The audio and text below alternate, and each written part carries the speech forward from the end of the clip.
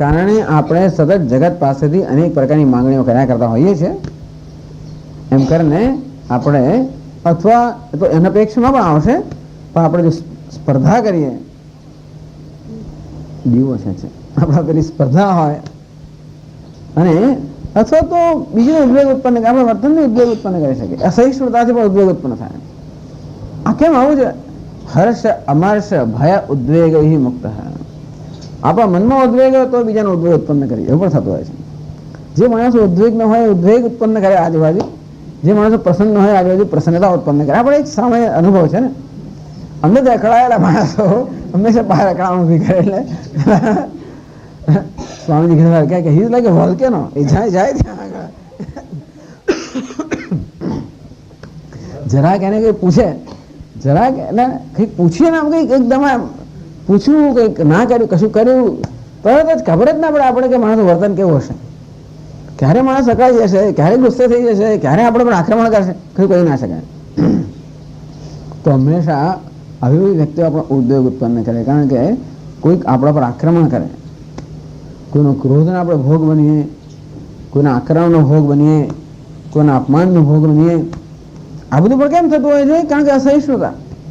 અંદરથી માણસ પેલો અસહિષ્ણુ હોય, સહન ન કરી શકતો હોય, માટે એની અસહિષ્ણુતા આવા કોઈને કંઈ ક્રોધના રૂપમાં બહાર આવે. તો આ કેવો છે? અસહિષ્ણુતાથી મુક્ત છે. અંદરથી બધી વસ્તુ એના માટે કેવી છે? Everything is in order. બધી જ વસ્તુઓ વ્યવસ્થિત છે, યોગ્ય છે. કેમ એવું યોગ્ય છે? કારણ કે દરેક બધી કઈ છે તે ઈશ્વર છે. આપણે તો ઈશ્વર પાસે પણ માંગણી કરી કે તો આવો કેમ નહીં? પછી આપણે પૂછીએ તમારો ભગવાન આવો કેવો? ભગવાન આવું કેવું ચાલે છે? જેને ભગવાન હતું આવું કેમ ચાલવા જાય? ભગવાન આમ ચલાવી લે છે, ભગવાન કેમ ચલાવી લેતો નથી? વગેરે વગેરે. આપણે કશું કરીએ તો ભગવાન ચલાવે કેમ નથી લેતો? અને બીજા કરે તો ભગવાન ચલાવી કેમ લે છે? બે પ્રકારના પ્રશ્નો હોય. ભગવાન હોય માગણી, જો કે આ બધી હૃદય મનુષ્યના હૃદયની જરૂરિયાતો છે. આને માટેનો કોઈ આ તો ખાલી આપણે વાત જ કરી છે કે આવું હોવાને કારણે કેવો ઉદ્વેગ ઉત્પન્ન થાય છે. તો એટલા માટે જ્યારે માંગણી હોય ત્યારે આપણા મનમાં ઉદ્વેગ હોય, આપણી માંગણી સંતુષ્ટાતી ન હોય, આપણો અસંતોષ હોય ત્યારે આપણા મનમાં ઉદ્વેગ હોય અને આપણે અન્યના ઉદ્વેગનું કારણ બનીએ. યસ્માત્ ઉદ્વિષતે લોક, જેનાથી ક્યારે પણ ઉદ્વેગ થતો નથી. એ પણ કહે છે યસ્માત સર્વભૂત અભયદાયિનઃ સંન્યાસિનઃ. આ એક બીજી વસ્તુ છે, સર્વભૂત અભયદાયિનઃ. આ સંન્યાસીનું બીજું વ્રત છે. એક તો સંન્યાસીને આપણે વાત કરી કે ઈચ્છાઓથી માંગણીઓથી મુક્ત છે. બીજો કેવો છે? સર્વભૂત અભયદાયિનઃ. તો પ્રાણી માત્રને અભયનું દાન કરનાર છે. એટલે મેં કહ્યું ને કે સંન્યાસની અંદર આ મોટો સંકલ્પ કરવામાં આવે, અભયનું પ્રદાન કરવામાં આવે છે કે હવેથી મારા તરફથી કોઈએ ભય રાખવાની જરૂર નથી. ત્રણેય લોક અને કોઈ પ્રાણીને, આ લોક પિતૃલોક કે એટલે ટૂંકમાં એ ધારો કે અહીંયા 100 પેલો અશ્વમેધ યજ્ઞ કરે તો પેલા ઇન્દ્રની ચિંતા, અહીંયા કશું પુણ્ય કર્મ કરે તો પણ દેવતાઓની ચિંતા થતી હોય છે, ન કરે તો ચિંતા થાય. આપણે યજ્ઞ યાગ ન કરીએ તો દેવતાઓને ગમે નહીં, કારણ કે એમનો ભાગ નથી મળતો. અને બહુ યજ્ઞ યાગ ને પુણ્ય કર્મ તોય દેવતાઓની ચિંતા થાય કે આ મારું સ્થાન લઈ જશે. એટલા માટે સંન્યાસ દીક્ષા વખતે સંકલ્પ કરવામાં આવે છે કે હે જગતના પ્રાણીઓ, મારા તરફથી હવે તમારે કોઈ ભય રાખવાની જરૂર નથી, કારણ કે હું ક્યારે તમારી પાસે કોઈ જાત, હું ક્યારે સ્પર્ધા નહીં કરું, હું કોઈના માર્ગમાં નહીં આવું. દરેક જણને પોતાનું જીવન જે જીવવું હોય જીવનની સ્વતંત્રતા છે અને એ સ્વતંત્રતામાં હું આળખીલી રૂપ નહીં બનાવું. અભય સર્વભૂત અભય પ્રદાયનઃ સંન્યાસિનઃ. તો સર્વ પ્રાણી માત્ર અભયનું પ્રદાન કરનાર જે સંન્યાસી છે એ અભય પ્રદાન કર્યું એટલે કોઈના ભયનું કારણ ન બને, અંતેથી કોઈના ઉદ્વેગનું કારણ ન બને. આ વિચારવા જેવું છે કે આપણે કોઈના ઉદ્વેગનું કારણ બનીએ છીએ? આપણા વર્તનથી બનીએ, આપણા શબ્દોથી બને. ટૂંકમાં આપણે એવા શબ્દોનો પ્રયોગ કરીએ જેથી કોઈ લાગણી દુભાય અને ઉદ્વેગનું કારણ બનીએ. એવું વર્તન આપણે કરીએ તેથી પણ ઉદ્વેગનું કારણ બનીએ. ટૂંકમાં કોઈનો પણ આપણો તિરસ્કાર થાય તો આપણે ઉદ્વેગનું કારણ બનીએ. કોઈનો અનાદર થાય, તિરસ્કાર થાય તો આપણે વિચારવા જેવું છે મનમાં કે એવું થાય છે આપણાથી કે જાણે અજાણે કે આમ પ્રયત્ન કરે. ઘણી વાર તો આમ સ્વભાવથી આપણાથી અનાદર, આપણી અંદરની વસ્તુ બહાર આવી જતી આપણા સ્વભાવની, આપણા વર્તનની અંદર. એટલે વર્તન કરતા આપણે અંદરની જે વૃત્તિઓ છે એ બહુ મહત્વની છે. કે આપણાથી બધાનો આદર થાય છે, આપણે બધાનો સ્વીકાર કરીએ છીએ. અભય પ્રદાન કરો અર્થાત વસ્તુ જે વિશે તેનો સ્વીકાર કરવો. યસ્માદ ન ઉદ્વિજતે લોકઃ ન ઉદ્વેગં ગચ્છતિ ન સંતપ્યતે ન સંક્ષુભ્યતે લોકઃ.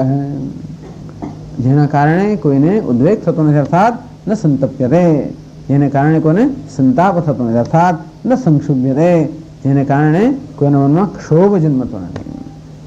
આપણે કદાચ આપણા વર્તનની કોઈની હાંસી ઉડાવીએ કે લજ્જા ઉત્પન્ન કરે તો ઉદ્વેગનું કારણ બને.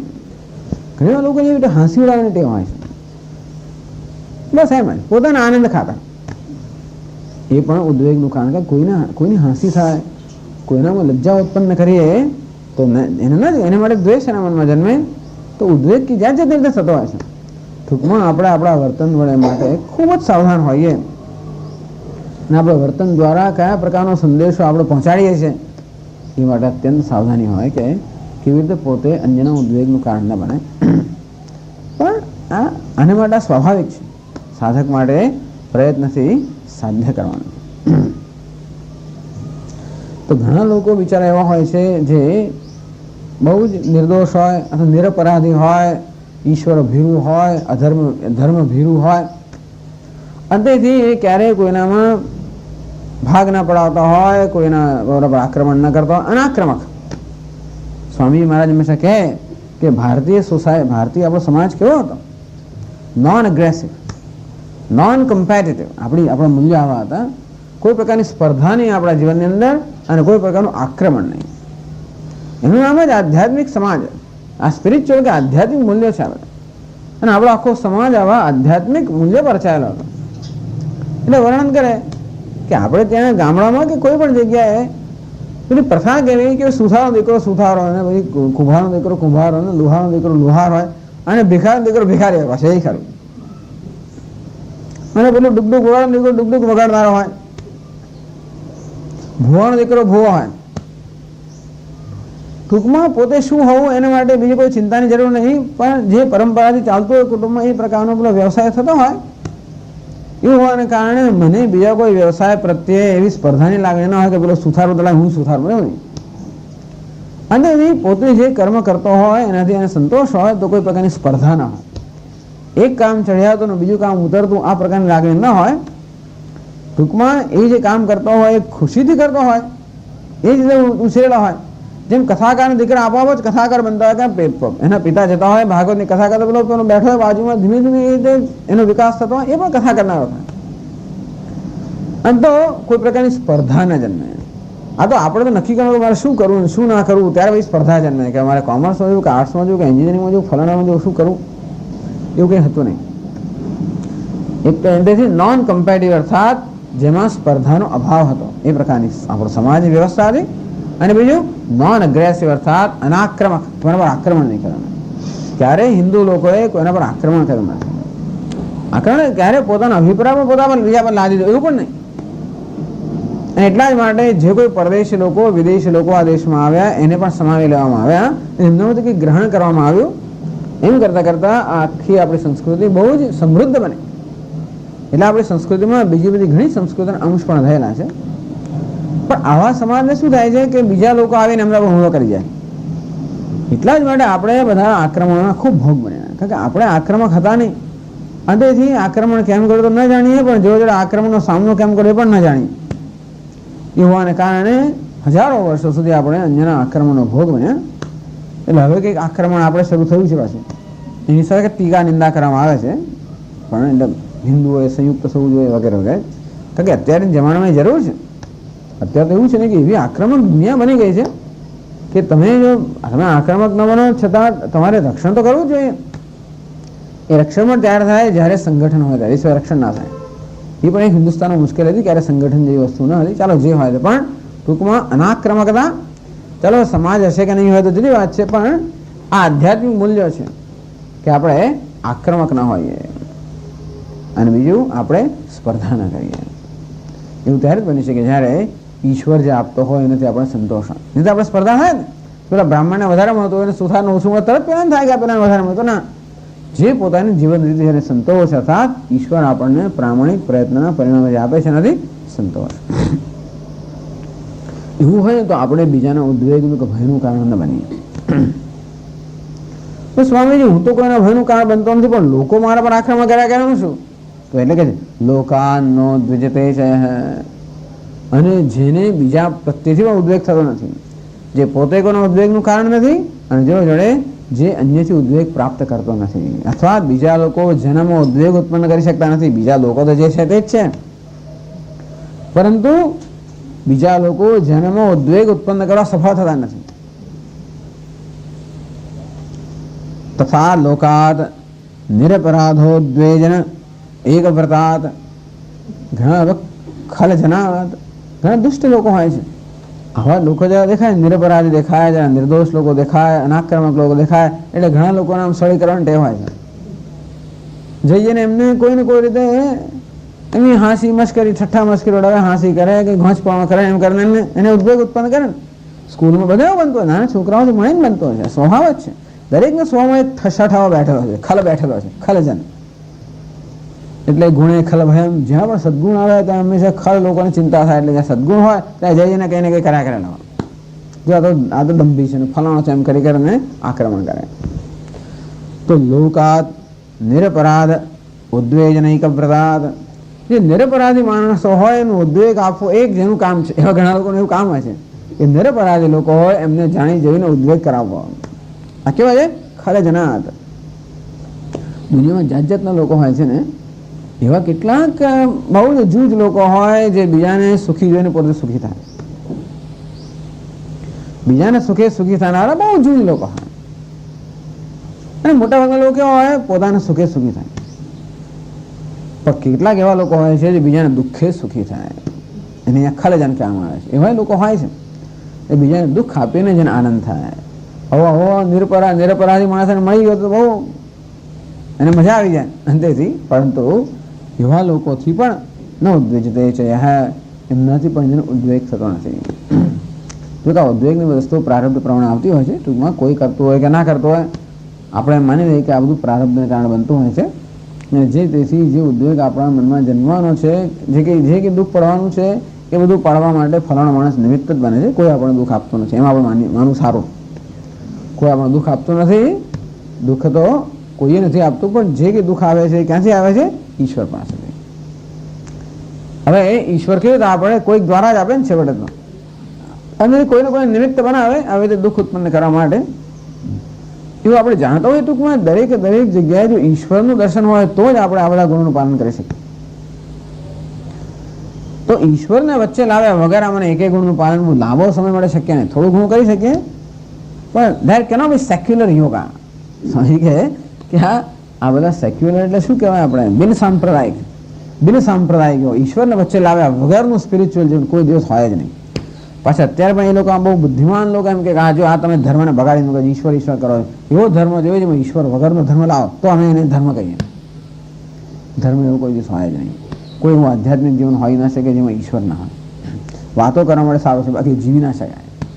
જીવવા માટે તો હંમેશા ઈશ્વર જોઈએ. અંતો એટલે કહે છે અદ્વૈત દર્શિત્વાત, કારણ કે અદ્વૈત દર્શી છે. ટૂંકમાં એવું અદ્વૈત અદ્વૈષ્ટા સર્વભૂતાનો અર્થ કહેવામાં આવે ને, સર્વત્ર ઈશ્વરના દર્શન કરતા હોવાને કારણે જે કંઈ થઈ રહ્યો છે ઈશ્વર જ કરી રહ્યો છે એ પ્રકારનું જેની દ્રષ્ટિ છે. એટલે પેલું શું કહે છે? નરભેરામ હીડી હાલી ઠાકોર આવ્યા, જન નરભાણા વસ્ત્ર લીધા. પેલો નરભેરામ ભક્ત ભગવાનનો એ પૂર્ણિમાએ ડાકોર જતો હોય દર પૂર્ણિમાએ, તો રસ્તામાં એને લૂંટી લીધો. તેને આવી કવિતા લખી, હીડી હાલી ઠાકોર આવ્યા. તો ઠાકોર તો સામે ચાલીને આવે છે, મેં તો બોલાવ્યા હતા, સામે ચાલીને આવ્યા. જન નરભાના વસ્ત્ર લીધા. જો મારે આપવાની જરૂર પણ ના પડી, એની સાથે ચાલીને લઈ ગયો, સામે જ લઈ ગયો ભગવાન. કેવું કહેવાય? ભગવાનની કેટલી કૃપા કે સામેથી આવીને લઈ ગયો. મારે આપવાની જરૂર પણ ના પડી, મારે નિમંત્રણ પણ ના આપવું પડે. આવું તો બહુ મહાન વસ્તુ છે. ટૂંકમાં તો જ બીજા આપણા ઉદ્વેગનું કારણ બને. બાકી દુનિયામાં ઉદ્વેગ માટેના પૂરતા પ્રસંગો હોય છે, અને પ્રારબ્ધમાં પણ હોય, ગમે તે હોય, પણ એવું છે ઉદ્વેગ માટેના પ્રસંગો પૂરતા હોય છે. એ ત્યારે જ આપણો ઉદ્વેગ ન જન્મે જ્યારે સર્વત્ર આપણને ઈશ્વરની લીલા દેખાતી હોય.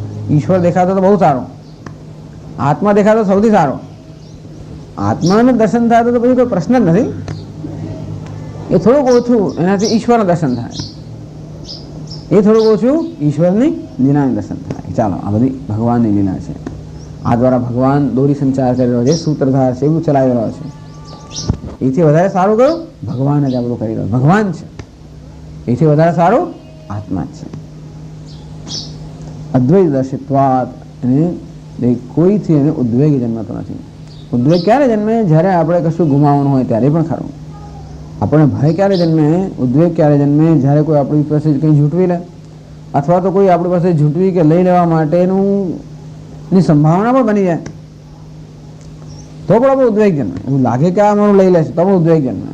પણ જેને કશું ગુમાવવાનું છે જ નહીં, તેને જે માણસને કશું પોતાનું છે જ નહીં, જેને કશું ગુમાવવાનું જ નથી, એને ઉદ્વેગ, ભય જન્મવાની સંભાવનાથી એને ઉદ્વેગ નથી. જેને કોઈ આસક્તિ નથી, જેને કોઈ મમતા નથી, આ મારું છે અને આ મારું જ હોવું જોઈએ, એ પ્રકારની કોઈ આસક્તિ ન હોવાને કારણે એના મનમાં ભય નથી ગુમાવવાનો, એને કારણે મનમાં ઉદ્વેગ નથી. અથવા તો પરમકારુણિકત્વેન ક્ષમાશીલત્વાચ, અથવા બીજી વસ્તુ, પરમ કારુણિક હોવાને કારણે એ ક્ષમાશીલ છે. અર્થાત કોઈક એને ઉદ્વેગ જન્માવતું હોય તો પણ અત્યંત કારુણિક હોવાને કારણે એ તરત ક્ષમા આપે છે. એની કરુણા ક્યાં કામ લાગે છે? અહીં ચર્ચા આપણે આગળ કરીએ છીએ. સ્વામી પણ કહે છે કે વર્તન પ્રત્યે જોવાને બદલે માણસ પ્રત્યે આપણે જોઈએ,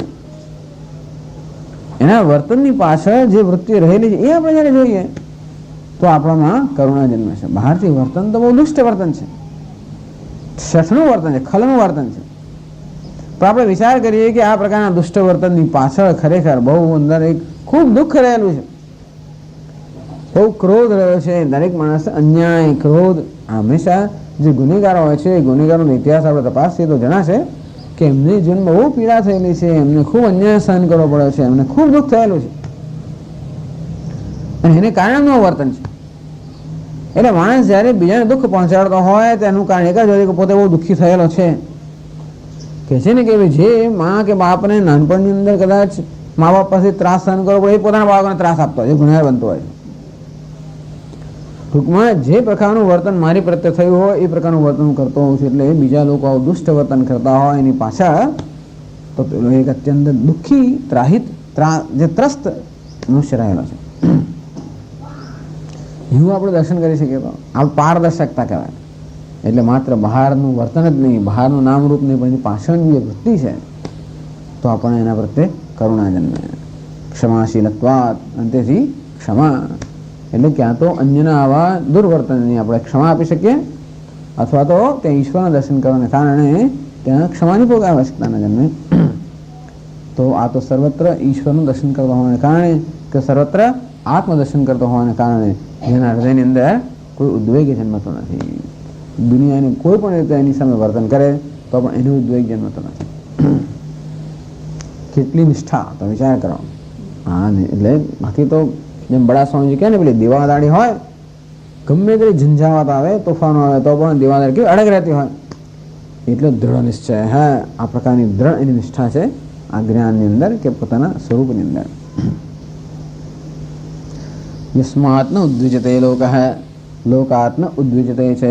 આ બહુ જ મહત્વની વસ્તુ છે. આપણા વ્યવહારની અંદર બહુ જ મહત્વનું છે કે આપણે કોઈનું ઉદ્વેગનું કારણ ન બનીએ, અને બીજા કોઈ આપણા ઉદ્વેગનું કારણ બનીએ તો ઉદ્વેગ આપણે ત્યારે ન જન્મે જ્યારે આપણામાં ક્ષમાશીલતા હોય.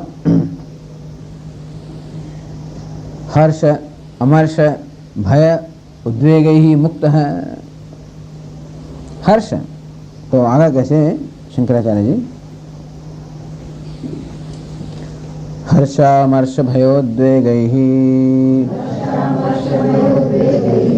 હર્ષશ્ચ અમર્ષશ્ચ ભયંચ ઉદ્વેગશ્ચ તૈઃ હર્ષામર્ષ ભયોદ્વેગૈ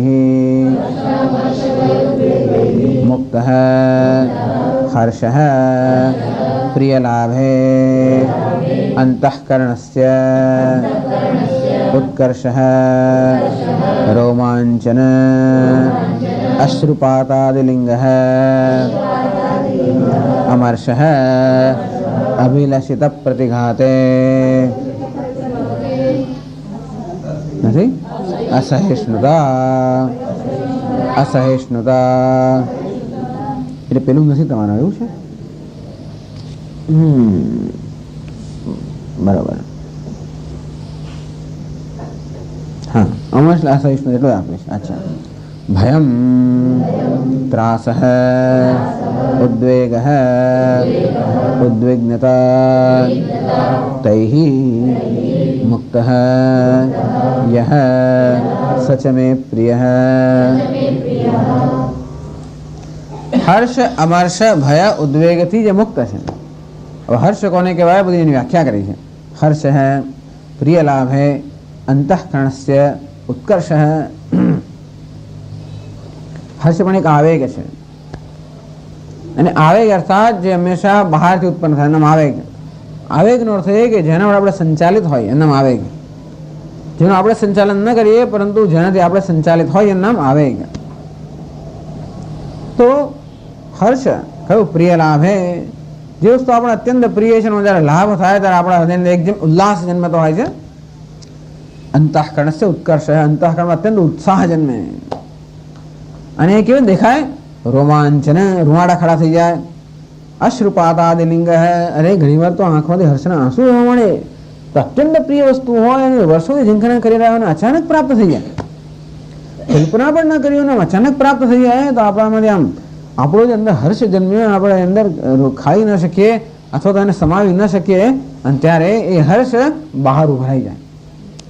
રોમાંચ, અશ્રુપાત એટલો બધો હર્ષનો આવેગ છે કે આ રીતે બહારના શારીરિક ચિહ્નોના રૂપમાં ઉભરાઈ જતો હોય. અને હર્ષ બધાની માત્રા હોય છે, હર્ષની માત્રા હોય બધાને, કે એવું અંદર જલ્દી દર વખતે થતું નથી હોતું, પણ ટૂંકમાં હર્ષ છે એની આવી ઉત્કૃષ્ટ ઉત્કર્ષ હર્ષનો કયો? જ્યારે આંખમાંથી આંસુ વહે, રોમાંચ થાય. કેમ? પ્રિય લાભ હે, અત્યંત પ્રિય વસ્તુનો લાભ થયો.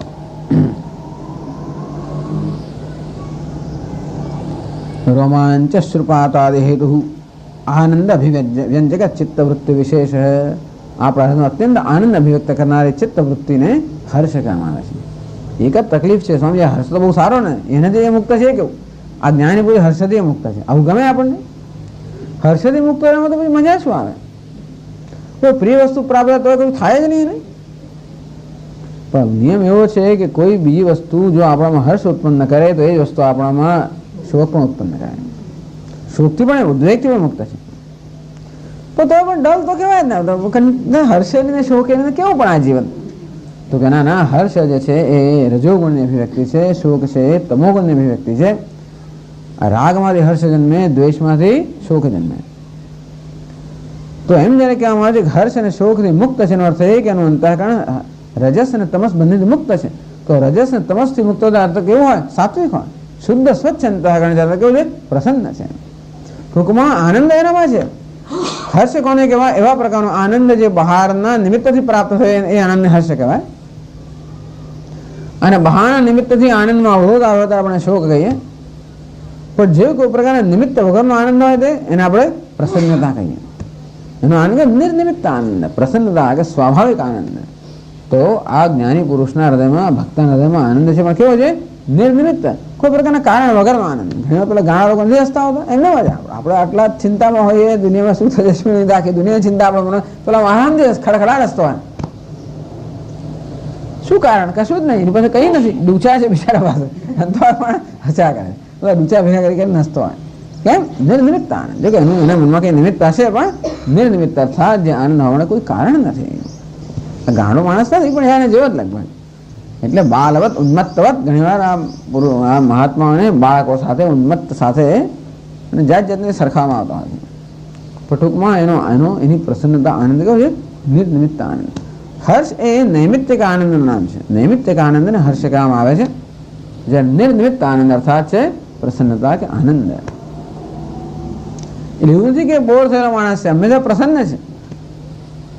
ખોટા ખોટા ઉછાળા નથી આવતા. ઉછાળા આવે તો પછી ઉપર જાય નીચે પડે પાછું, એવા ઉછાળા નથી, પણ કેવો છે? હંમેશા પ્રસન્ન છે. તો હર્ષથી મુક્ત છે. ટૂંકમાં ન વર્ધતે કર્મણા નોકનીયાન એશ મહિમા બ્રાહ્મણસ્ય કહે છે ઉપનિષદની અંદર કે આ બ્રાહ્મણનો આ મહિમા છે. બ્રાહ્મણ બ્રહ્મવિદનો આ મહિમા છે ન કર્મણા વર્ધતે નો કન્યાન. કોઈ કર્મથી અર્થાત બાહ્ય કોઈ વસ્તુને લાભથી એનું વૃદ્ધિ થતી નથી કે એ બાહ્ય વસ્તુનો લાભ ન થતો એમાં ઘટાડો થતો નથી. કારણ કે કેવું છે? નિર્નિમિત્ત છે, સ્વાભાવિક છે. આપૂર્યમાણમ અચલ પ્રતિષ્ઠમ સમુદ્રમ આપઃ પ્રવિશંતિ યદ્વત. જેમ સમુદ્રમાં કોઈ ઘટાડો વધારો ન થાય તેમ જેના આનંદ સમુદ્રમાં કોઈ વધારો ઘટાડો થતો નથી. એટલા માટે બહારના કોઈ સંજોગોનો ઉછાળો ઉત્પન્ન ના કરે કે બહારના કોઈ સંજોગો એને આનંદથી વંચિત પણ ન કરી શકે. હર્ષ એમાં શું ઉત્પન્ન થાય? અમર્ષ. અમર્ષ કોને કહેવાય? અસહિષ્ણુતા. પરોત્કર્ષ અસહન રૂપ ચિત્તવૃત્તિ વિશે એવું એક અર્થ કરવામાં. અસહિષ્ણુતા, સહન ના કરી શકવું. ઘણી વસ્તુ આપણે સહન કરી શકતા નથી. એક વસ્તુ કઈ સહન ના કરી શકીએ? પરોત્કર્ષ. અન્યનો ઉત્કર્ષ થાય, બીજાનો ઉત્કર્ષ થાય, બીજાની ચડતી થાય, આપણે સહન ન કરી શકીએ. આપણામાં એક જ્વલનાત્મક વૃત્તિ બળતરા ઉત્પન્ન થાય. અથવા તો અસહિષ્ણુતા અભિલષિત પ્રતિઘાતે. આપણે જે ઈચ્છા હોય, આપણે જે કરવા ઈચ્છતા હોઈએ એ ન કરી શકીએ તરત આપણે શું બનીએ? આપણો ક્રોધ આવી જાય. આ ક્રોધ કેમ આવતો હોય છે? અસહિષ્ણુતાને કારણે. સહન ન કરી શકવાને કારણે આપણી અસહિષ્ણુતા ક્રોધના રૂપમાં પરિણમે. ચીડાઈ જઈએ, પછી ગુસ્સે થઈ જઈએ. ચીડાઈ જવું ને એટલે આમ ઘણી વાર બોલીએ નહીં પણ અંદરથી ચીડાઈ જઈએ. અસહિષ્ણુતા સહન ના થાય. આમ જ થવું જોઈએ, આમ કેમ નહીં, આમ જ. એટલે ઘણા લોકો આમ પરફેક્શનિસ્ટ હોય. પરફેક્શનિસ્ટ એટલે આમ બધી વસ્તુ પરફેક્ટ જોઈએ. પરફેક્ટ ને બધું એકદમ યથાયોગ્ય જ જોઈએ. જરાક આડું થયું ખલાસ ગૂંચવાઈ જાય. અમેરિકન લોકો આવા છે, એમને બધી વસ્તુ વ્યવસ્થિત. એ કશું પણ કામ કરવાનું હોય તો એક નાનામાં નાની ભેગો તો બધી એની પૂર્વ યોજિત હોય. એ લોકો જે કરે એટલું સુંદર રીતે કરે એમાં પ્રશ્ન જ નથી. એક વસ્તુનો વિચાર કર્યો. આપણે એમ ઉજળીને તરફડ નહીં તો થઈ જશે, જોઈ લઈશું, દેખા જાય એવું નહીં. એક તો આપણે એની પાસે એવું સમય પણ ના ગાળીએ, અને ગાળીએ તો આપણામાં એટલી ઘણી વાર ધીરજ નથી હોતી, એનામાં એટલી સૂક્ષ્મતા નથી હોતી. પેલામાં સૂક્ષ્મતા હોય, ધીરજ હોય અને બરોબર વ્યવસ્થિત ઇનસાઇડ એટલે એક સૂઝ બધી હોય. એનાથી દરેક વસ્તુઓની પૂર્વ યોજિત હોય અને તેથી બહુ વ્યવસ્થિત એમનું કામ થાય. પણ યોજનામાં કંઈ મુશ્કેલી થાય તો શું? તો એ માણસો એવા ગભરાઈ જાય, કારણ કે પછી ખબર જ ના પડે કે શું કરવું, ખલાસ થઈ ગયો. આમાં એક નક્કી કર્યું હોય પેલું ઘેટું આમ જવાનું હોય, એના માર્ગ બદલાય તો એ ખબર ના પડે, ગૂંચવાઈ જાય. એટલે ટૂંકમાં એવી એક યાંત્રિકતા આવી જતી માણસની અંદર કે આપણે પોતાની આ યોજનાના એક જાણે કે ગુલામ ન બની જતા હોઈએ. એમાં જરાય પણ આવું થયું એટલે આપણે ખલાસ. આપણું મગજ પછી કામ જ ના કરે, એટલે એને સમજ ના પડે કે કરવું શું. હવે આ વસ્તુ આમથી આમ લખી એટલે ખરા કે જડે જ નહીં, ખબર જ ના પડે. પેન્સિલ રંગ બદલાય તો પેલો ફાંફા જ મારે કે પેલી પેન્સિલ તારી સામે આ બીજી છે, પણ એને દેખાય જ નહીં. તેથી અમુક જ વસ્તુ આમ જ થવું જોઈએ, આમ ન થવું જોઈએ. અને એટલી બધી ચીવટ હોય કે એની અંદર અભિલાષિત પ્રતિઘાતે. પોતાનું અભિલાષિત છે, પોતાનું જે ઈચ્છનીય છે એમાં કોઈ પ્રકારનો પ્રતિઘાત થયો, આઘાત થયો તો માણસ સહન ન કરી શકે. અસહિષ્ણુતા. આમ સહન ન કરી શકવાના જાતના કારણો હોય છે. અથવા તો આપણે બીજાનું વર્તન સહન ન કરી શકીએ, એનું વર્તન સહન ના થાય. એમાં પણ પરફેક્શનિસ્ટ. ટૂંકમાં આમ જ થવું જોઈએ, આમ જ બોલાવવું જોઈએ, આમ જ વર્તન થવું જોઈએ, આમ જ કામ થવું જોઈએ. એટલે ઘણા લોકો કોઈ દિવસ બીજા પાસેથી કામ લઈ શકે પણ નહીં અને બીજાને કામ સોંપી શકે પણ નહીં. બધું જાતે જ કરવું પડે. એ સિવાય સંતોષ થાય જ નહીં. કોઈના કામ તેમને સંતોષ થાય જ નહીં. એ માણસ કોઈને ક્યારે પણ કેળવણી આપી જ ના શકે, ટ્રેન ના કરી શકે. કોઈ દિવસ ત્યાં કોઈનો વિકાસ ન થાય. વડની નીચે એમ કોઈનો વિકાસ. આ લોકો માટે બધું જાતે જ કરે. મને કરવા દે ભાઈ, તમે આઘા જતા રહો, હમણાં મને બધા આઘા જતા રહો, હું કરી લઉં. એટલે હું રોટલી કરતો બસ નહીં, જરાય નહીં, આમ નહીં, કશું જ નહીં. કેમ? કારણ કે કદાચ પેલી રોટલી ગોળ જરાક આડી હવે થઈ અને જરાક આમ કાળો ડાઘો રહી ગયો, જરાક કશું થયું, ખલાસ, આમ ના થવું જોઈએ. એની પાછળની ભાવના બહુ બધી સારી હોય છે, પણ છતાં આ બધી વ્યવહારની અંદર સહિષ્ણુતાનો અભાવ, ટૂંકમાં એકથી જરાક પણ આમ ચલાવી લેવાની અશક્તિ. એની સાથે એટલું બધું તાદાત્મ્ય હોય છે, એટલી બધી એની અંદર એની સાથે એકાકારતા હોય છે કે જરા પણ એમાં આડું થયું તો આપણે સહન ના કરી શકીએ. એટલે જાત જાતની અસહિષ્ણુતાઓ, ટૂંકમાં સહન ન કરી શકવું, કોઈનું વર્તન ન સહન કરી શકવું, કોઈનો વિચાર ન સહન કરી શકો. લોકો આમ ગુસ્સે થઈ જાય. એટલે પેલા કે મારો એક મિત્ર કે મારા ફાધર સાંજે ટીવી જુએ ને આમ ગુસ્સે અહીંયાથી ત્યાં પેલો ઓસ્ટ્રેલિયા પછી બધા અહીંયા ગુસ્સે થાય. પેલા આમ કહેવાય ભાઈ એને જે કર્યું એ ખરું. વોશિંગ્ટનમાં કશું થાય ને બધો કેલિફોર્નિયા બેઠા બેઠા ગુસ્સે થાય કે ટીવી જોતો રહેતો. એ કહે છે ટીવીમાં સમાચાર જોઈએ એટલે આ માણસ તો સતત એની આજુબાજુ ફરક જ નહીં પછી અડધો કલાક કોઈ પાસે ના જો કઈ જોઈને એવો ગુસ્સે થઈ ગયો હોય. અને આમ કર્યું કેમ પેલા આમ કર્યું કે અલા ભાઈ જેને જે કરવું એ ખબર પછી નહીં કેમ થયો. એટલે અમારી અસહિષ્ણુતા ટૂંકમાં એના બધા મૂળ કારણ તો અજ્ઞાન ને અસલામતી ને ભય ને એવું બધું જ હોય છે બધાની પાછળ છેવટે તો. પરંતુ ઘણી તો કઈ આપણે પણ કેવા અસહિષ્ણુ બની જતા હોઈએ છીએ. એક અમુક પ્રકારનું આપણું મન જે ચીલામાં ચાલતો હોય એની અંદર કોઈ પ્રકારનો આઘાત થાય કે એની અંદર તો આપણે એકદમ ગૂંચવાઈ જઈએ અને આપણે સહન ના કરી શકીએ. અમારશ અહીં કે અભિલષિત પ્રતિઘાતે ટૂંકમાં આપણે અસહિષ્ણુ ત્યારે બનીએ જ્યારે આપણી ઈચ્છા પ્રમાણે વસ્તુ ન થાય, આપણી ઈચ્છા પૂરી ન થાય, આપણી ઈચ્છા પર આઘાત થાય. આપણે જે ઈચ્છીએ છીએ એ કરવામાં જ્યારે કોઈ આઘાત થાય ત્યારે જે વૃત્તિજન્મને અસહિષ્ણુતા કહે છે અમારશ. દુનિયામાં એવું હોય આમ પણ હોય એ પણ ચાલે, એ પણ ઠીક છે, એમાં શું વાંધો છે. તો સહિષ્ણુતા આમ જ હોવું જોઈએ, આમ નહીં, આમ તો ના જ ચાલે, આવું તો નહીં છે, આમ કેમ, તો પછી સહિષ્ણુતાનો અભાવ. એટલે અમારશ આવું કશું એને હોતું નથી. જે છે એ સબ ઠીક હે. તો સ્વામીજીની ભાષા પાયજામા બધું ચાલે. એ પાછી જુદી વસ્તુ છે વ્યવહારની. આ તો દ્રષ્ટિનો સવાલ છે. વ્યવહારમાં પછી દક્ષ અને મારે કહેશે આગળ લૂઝ પાયજામા જેવું એનું વર્તન નથી. એ પોતે બહુ વ્યવસ્થિત છે. અચ્છા દુનિયા વ્યવસ્થિત હોવી જોઈએ એવો કઈ અપેક્ષા નથી. દુનિયાને પૂરતી સ્વતંત્રતા છે છતાં આ પોતે વ્યવસ્થિત છે. એ આગળ કહે છે દક્ષ. અહીંયા કેવો છે અમર્ષ રહિત, તેનામાં અસહિષ્ણુતા નથી, પૂરી સહનશીલતા છે. ભયથી પણ મુક્ત છે. ભય એટલે ત્રાસ, કોઈ વસ્તુ આપણે ત્રાસ ઉત્પન્ન કરે. ભય તો આપણે જાણીએ છીએ ભયનો બીજો અસર કરતો ત્રાસ, એક જ વસ્તુ છે. ત્રાસ કરતા ભય આપણે વધારે સારું સમજીએ છીએ. પણ ત્રસ્ત એટલે કેવું છે ભયભીત. તો વ્યાઘ્રાદિ દર્શનાધીન ચિત્તવૃત્તિ વિશેષ ત્રાસ. તો વાઘની વાત કરે છે. ટૂંકમાં ભય ક્યારે ઉત્પન્ન થાય? આવું કંઈ આપણે જ્યારે ટૂંકમાં કોઈક રીતે આપણી સલામતી પર આઘાત થતો હોય ત્યારે, ક્યાં તો આપણા જીવન પર આઘાત થવાની એટલે ભય, મૃત્યુનો ભય હોય. એ સિવાય પણ જે વસ્તુમાંથી હું સલામતી પ્રાપ્ત કરું છું ત્યાં કોઈ પ્રકારના આઘાતની સંભાવના પણ તો ભય હંમેશા આસક્તિમાંથી જન્મતો હોય છે. આસક્તિ અર્થાત કોઈ વસ્તુને ચીપકી રહેવું. કેમ ચીપકી રહું છું? મારી પોતાની સલામતી માટે. ટૂંકમાં પોતાની સલામતી માટે, પોતાની સ્વસ્થતા માટે આપણે એની વસ્તુને ચીપકી રહેતા હોઈએ છીએ, ના છોડીએ, જવા ના દઈએ. અને જો એના જવા માટે સંભાવના ઊભી થાય આપણે ભયભીત બની જાય, કારણ કે આપણો આધાર જતો રહ્યો. આમ દરેક મનુષ્ય અનેક પ્રકારના આધારોને કારણે જીવતા હોય છે, આધારોને આશ્રિત જીવતા હોય છે.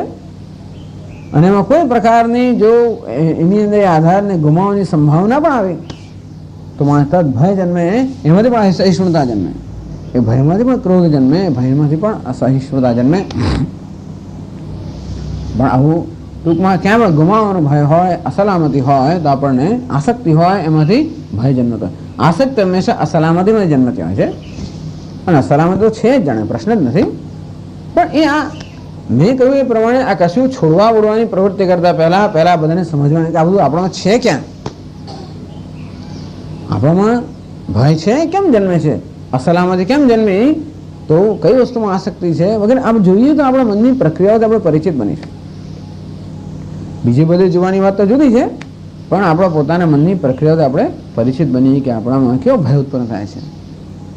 We are threatened. આપણને એવું લાગે કે હા મારા પર આક્રમણ થઈ રહ્યું છે, અથવા તો કોઈ કે હું અસલામત છું. એવું જ્યારે આપણને બહારથી કોઈ પ્રકારની એવી જાતની બીક લાગે, ભય લાગે, અથવા તો આક્રમણ, તો એમાંથી ઉત્પન્ન થવાનું નામ છે ભય. એટલે વાઘનું તારે દ્રષ્ટાંત આપે, વ્યાઘ્રાદિ દર્શનાર્થ. વાઘ કરતા માણસને જોઈને ભય ઉત્પન્ન થાય. જેની પ્રત્યે આપણને ટૂંકમાં જેની પ્રત્યે જેના કારણે મનમાં જેનો આપણે સ્વીકાર ન કરી શકતા હોઈએ અથવા જેને કારણે આપણે અસલામતીની લાગણી જન્મતી હોય એના દર્શન શું વિચાર માત્રથી ભય જન્મતો હોય છે ઘણી વાર. તો ભય તો હંમેશા આપણા જીવનનો વ્યાપ્ત જ છે. સર્વમ વસ્તુ ભયાન્વિતમ ભૂમિ વૈરાગ્યમેવા ભયમ. અને એટલે કહે છે ભક્તોહરી મહારાજ કે દુનિયામાં બધી વસ્તુમાં આસક્તિ જે છે એ આસક્તિ ભય ઉત્પન્ન કરે. ભોગી રોગ ભયમ, ભોગમાં આસક્તિ રોગનો ભય. કુલેચ્યુતિ ભયમ, વિત્તેન્દ્રપાલાદ ભયમ વગેરે વગેરે. કોઈ વસ્તુમાં આસક્તિ. વાદે તો મને હંમેશા વાદ, અરે જ્ઞાને વાદ ભયમ, બહુ જ્ઞાનમાં આસક્તિ હોય વાદનો ભય, ગુણમાં આસક્તિ હોય ખલનો ભય, રૂપમાં આસક્તિ હોય વૃદ્ધાવસ્થાનો ભય, દેહમાં આસક્તિ હોય મૃત્યુનો ભય, ધનમાં આસક્તિ હોય ઇન્કમ ટેક્સનો ભય, એ જે કંઈ હોય એનો. કુલનો અભિમાન હોય હંમેશા પતન થવાનો ભય, ભોગમાં આસક્તિ હોય રોગનો ભય, મૌનમાં આસક્તિ હોય દૈન્યનો ભય. આપણે મૌન રહેતા હોઈએ તો કોઈ કોઈ આવડતું નથી, દૈન્ય. આમ જાત કોઈ વસ્તુમાં આસક્તિ હોય, આસક્તિ ભય ઉત્પન્ન કરતી હોય છે. આસક્તિ કેમ હોય છે? આપણી સલામતનું સાધન કશાક સલામતી શોધતા હોય, ચીપકે રહેતા હોય ને આસક્તિ, તો આ ભયથી મુક્ત છે. ઉદ્વિગ્નતા, ઉદ્વેગતા આગળ આવી ગયો. અહીં કહે છે એકાકી કથમ વિજને સર્વપરિગ્રહ શૂન્ય જીવિષ્યામિ. એવું મધુસૂદન જેવું સમજાવે છે. ઉદ્વેગ, એકાકી અરે એકલો છું. કથમ વિજને સર્વપરિગ્રહ શૂન્ય જીવિષ્યામિ. આ કોઈ જન વગરના પ્રદેશની અંદર કોઈ પ્રકારની સાધન સામગ્રી વગર હું કેમ જીવીશ? આ પ્રકારનો ઉદ્વેગ. ટૂંકમાં મારું શું થશે એ પ્રકારનો ઉદ્વેગ. તો ભવિષ્યની ચિંતા, ઉદ્વેગ ભવિષ્ય માટેનો પણ ઉદ્વેગ આપણે થાય, ચિંતાઓ થાય. ભય આ બધી વસ્તુમાંથી મુક્ત છે. ઉદ્વેગના ઘણા કારણો, ભૂતકાળ પણ કારણ હોઈ શકે, વર્તમાન ભવિષ્ય બધા કારણો હોઈ શકે. આવો કે ઉદ્વેગથી મુક્ત હૈ યહ સચમે પ્રિય હૈ. આવો જે ભક્ત છે એ મને એટલે ભગવાનની ભક્તિને કેમ જાગૃત કરવી એ પણ આપણા ટૂંકમાં ભક્તિના સાધન છે. જો આપણા ભક્તના લક્ષણ હોય તો આ પ્રકારના સાધનનું આચરણ કરવાથી આપણા ભક્તિ જાગૃત થાય. તો ભક્તિ કેમ જાગૃત કરવી? આ બધા ભક્તિના સાધનો બને.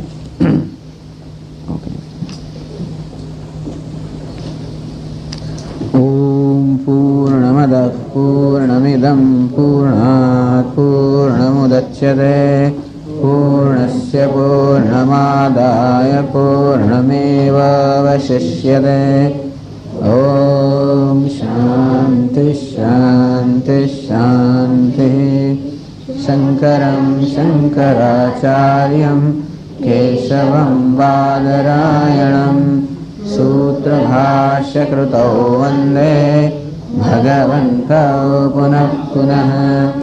ઈશ્વરો ગુરુરાત્મેતિ મૂર્તિભેદવિભાગિને વ્યોમવદ્વ્યાપ્તદેહાય દક્ષિણામૂર્તયે નમઃ. ઓમ શાંતિ શાંતિ શાંતિ.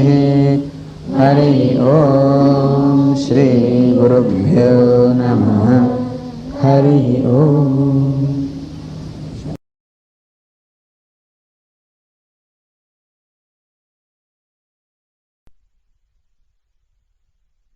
ઓમ નારાયણઃ પરો વ્યક્તાત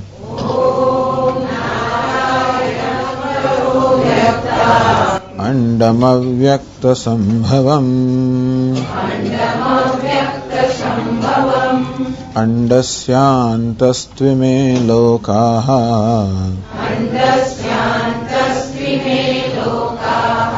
સપ્તદ્વીપા ચ મેદિની.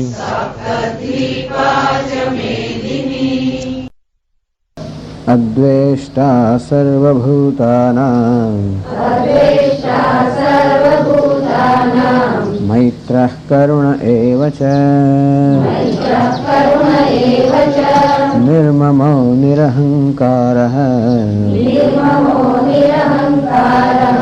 સમદુઃખસુખઃ ક્ષમી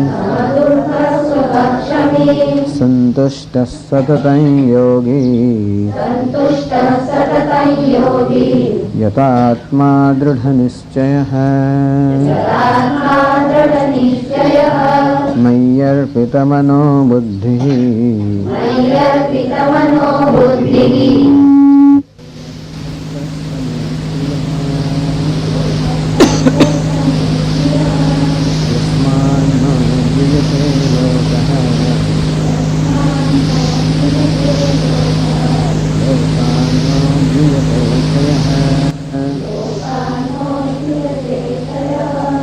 હર્ષામર્ષભયોદ્વેગૈઃ મુક્તો યસ્સ ચ મે પ્રિયઃ. અને ચાલતું પેલો યસ્માન્નો દ્વિજતે લોકઃ લોકાન્નો દ્વિજતે ચ. ચાલે છે? હા, ઓકે, તો વાંધો નહીં, તો એમ રાખો. યસ્માત ન ઉદ્વિજતે લોકઃ. ભગવાન ભક્તનું વર્ણન કરતા કહે છે કે જેનાથી કોઈને ઉદ્વેગ થતો નથી. લોકાત ન ઉદ્વિજતે જય. અને જેને કોઈનાથી ઉદ્વેગ થતો નથી.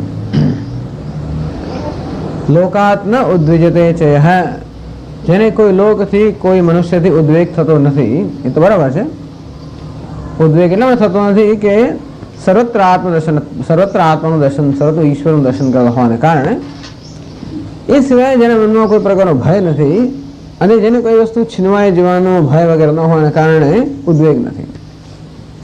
અથવા જેને સંપૂર્ણ સંતોષ છે પોતાનાથી, એવું હોવાને કારણે જેને સર્વથી સંપૂર્ણ સંતોષ છે. આમ પોતાનો પૂર્ણતયા સ્વીકાર થયો હોવાને કારણે આત્મનીવ આત્મના તુષ્ટ. પોતાની પૂર્ણ રીતે સંતુષ્ટ હોવાને કારણે કોઈ બહારની વસ્તુ એને અસંતુષ્ટ બનાવતી નથી. મુખ્યત્વે ઉદ્વેગ ત્યારે આપણા મનમાં જન્મે જ્યારે આપણને આપણા પોતાના વિશે અસંતોષ કે અસ્વીકાર જન્મે, અને સામાન્ય રીતે બહારના સંજોગો આપણામાં એવું ઉત્પન્ન કરવા માટે સફળ બનતા હોય છે. પરંતુ જેને પોતાની પૂર્ણ સંતોષ છે એને બહારની કોઈ પરિસ્થિતિ પણ એનામાં એવી અસંતોષની ભાવના જન્માવતી નથી. ભલે ને બહારથી ગમે તે પ્રકારનું વર્તન કરવામાં આવે, હવે તો જ્યારે બહારથી એવું વર્તન કરવામાં આવે, ત્યારે અપમાનજનક વર્તન કરવામાં આવે, ત્યારે ખરેખર થતું શું હોય છે કે મને લાગે હું ખરેખર એવો છું. કોઈ જ્યારે મને કંઈક જાત જાતનું કહીને બોલાવે ત્યારે મને લાગે ખરેખર હું એવો છું. એ તો શા માટે એવું લાગે? મને કોઈ ગધેડો કહીને બોલાવે તો મને ખરેખર વહેમ મને હોય કે હું કંઈક એવો હોઈશ, તો મને અપમાન લાગે. નહીં તો અપમાન શા માટે લાગે? આપણે અપમાન લાગવું, આપણી લાગણી દુભાવવી, આપણો ઉદ્વેગ જન્મવો. કારણ કે આપણને આપણા પોતાના વિશે કોઈ દૃઢ નિશ્ચય નથી. અનેક પ્રકારની ગ્રંથિઓ છે, અનેક પ્રકારનો અસંતોષ છે, અનેક પ્રકારની ફરિયાદો છે. આપણા પોતાના વિશે અનેક પ્રકારની ફરિયાદો છે. આવું કંઈ ન હોવાને કારણે જેને કોઈ સ્થિતિમાંથી કે વ્યક્તિમાંથી ઉદ્વેગ નથી. તો બીજું છે કે જેના પ્રત્યે કોઈનો ઉદ્વેગ નથી, એ જરા વધારે અઘરી વસ્તુ છે. પણ એટલા માટે એના પ્રત્યે કોઈ ઉદ્વેગ, એના મનમાં કોઈ ક્રોધ નથી. જ્યારે આપણા મનમાં ક્રોધ કે હિંસા હોય ત્યારે આપણે કોઈના ભયનું કારણ બનીએ છીએ. ગઈ વખતે આપણે ચર્ચા કરી કે જ્યારે આપણે કોઈની સાથે સ્પર્ધા કરીએ, કોઈનામાં ભાગ પડાવવાની આપણી વૃત્તિ હોય, કોઈ પાસેથી કશી માંગણી કરતા હોઈએ, ત્યારે પણ આપણે બીજાને એવી સ્થિતિમાં મૂકતા હોઈએ કે જેથી બીજાનો ઉદ્વેગ જન્મે. એ સિવાય પણ આપણા હૃદયની અંદર એમને એમ જ કંઈક રોષ કે ક્રોધ હોય કોઈ વ્યક્તિ પ્રત્યેની સામાન્ય રીતે છે. આમ અન્યાયની લાગણી હોય, ઘવાયની લાગણી હોય, અસંતોષની લાગણી હોય, રોજ કંઈક હોય, ક્રોધ હોય, તો આપોઆપ જ બીજા લોકોને એની કંઈક અસર થતી હોય છે અને એને કારણે એ ક્યાંક પહોંચતું હોય છે. એટલે આપણે કશું કર્યા વગર જ આપણા વડે ઘણા લોકોનો ઉદ્વેગ થતો હોય છે. એમ બે કારણ હોય છે. આપણે પણ કારણ હોય છે કે પોતે કારણ હોય. ઘણા લોકોનો ઉદ્વેગ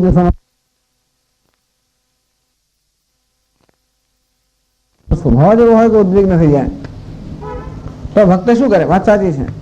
એટલે ખરેખર કોઈને આપણા વડે ઉદ્વેગ ન થાય એવી જવાબદારી આપણે ન લઈ શકીએ, એ બહુ મોટી વસ્તુ છે. પણ એ તો ખરું જ કે આ ઉદ્વેગ થવાનું આપણામાં કોઈ કારણ ના હોય. એ આપણું કારણ હોય છે. જ્યાં સુધી જ્ઞાન નિષ્ઠા ન હોય ત્યાં સુધી કંઈ ને કંઈ પ્રકારનો આપણા મનમાં જ ઉદ્વેગ હોય છે. કંઈક અસંતોષ, કંઈક અતૃપ્તિ, કંઈક થોડીક લાગણી ઘવાયની કંઈ હોય, એને કારણે અન્યનો ઉદ્વેગ થતો હોય છે. એટલે મહાપુરુષોનું વર્ણન કરતા ગયા વખતે જેમ કહેલું કે અહિંસામાં એટલે અહિંસાને પ્રતિષ્ઠિત કોઈ પ્રકારનો ક્રોધ નથી, દ્વેષ નથી, ઉદ્વેગ મનમાં નથી. અહિંસા જે બહાર જે હિંસાત્મક જે વર્તન થતું હોય છે એનું મૂળ કારણ અંદર રહેલો આ અગ્નિ છે. સુરેશ્વર આચાર્ય એક જગ્યા કહે છે કે જે વૃક્ષના કોટરમાં અગ્નિ હોય એને ક્યાં લીલા પાંદડા કેમ આવી શકે? તો હૃદયની અંદર કોઈ ને કોઈ પ્રકારનો અગ્નિ જ્યારે પ્રજ્વલિત હોય ત્યારે બહાર આપણું વર્તન, આપણું વ્યક્તિત્વ કેમ ખીલી શકે, કેમ ફાલી શકે? પણ એવું કંઈક આપણા હૃદયની અંદર હોય તો આપણે કોઈ ઉદ્વેગનું કારણ બનતા હોઈએ છીએ, તો આપણો ક્રોધ જન્મે, આપણે અસહિષ્ણુતા એટલે આપણે ગુસ્સે થઈ જઈએ, એકદમ અધીરા થઈ જઈએ. આમ આપણામાં ઘણી અધીરાઈ આવી જાય, ઘણીવાર અસંતોષ આવી જાય, ઘણીવાર રોષ આવી જાય, ક્રોધ આવી જાય. આ બધું કોઈ ને કોઈ રીતે અંદર રહેલા એક અગ્નિનું જ સૂચક છે. અંદર કોઈ અગ્નિ હોય તો જરા બહારથી ઘી હોમી લઈને પ્રજ્વલિત કરી શકે તો ખરો. બહારની દુનિયા તો એમાં કહે કે તેલ રેડશે જ તો ખરો, પણ ઘી તેલ રેડેલું ક્યારે કામમાં, ક્યારે એનું કાર્ય કરે અથવા ક્યારે અસરકારક થાય? જ્યારે અંદર કોઈ પ્રકારનો અગ્નિ હોય ત્યારે. એટલે ગૌતમ બુદ્ધ જેવા કોઈ અગ્નિ જ નહીં, અંદર નિર્વાણ, બધું શાંત થઈ ગયું.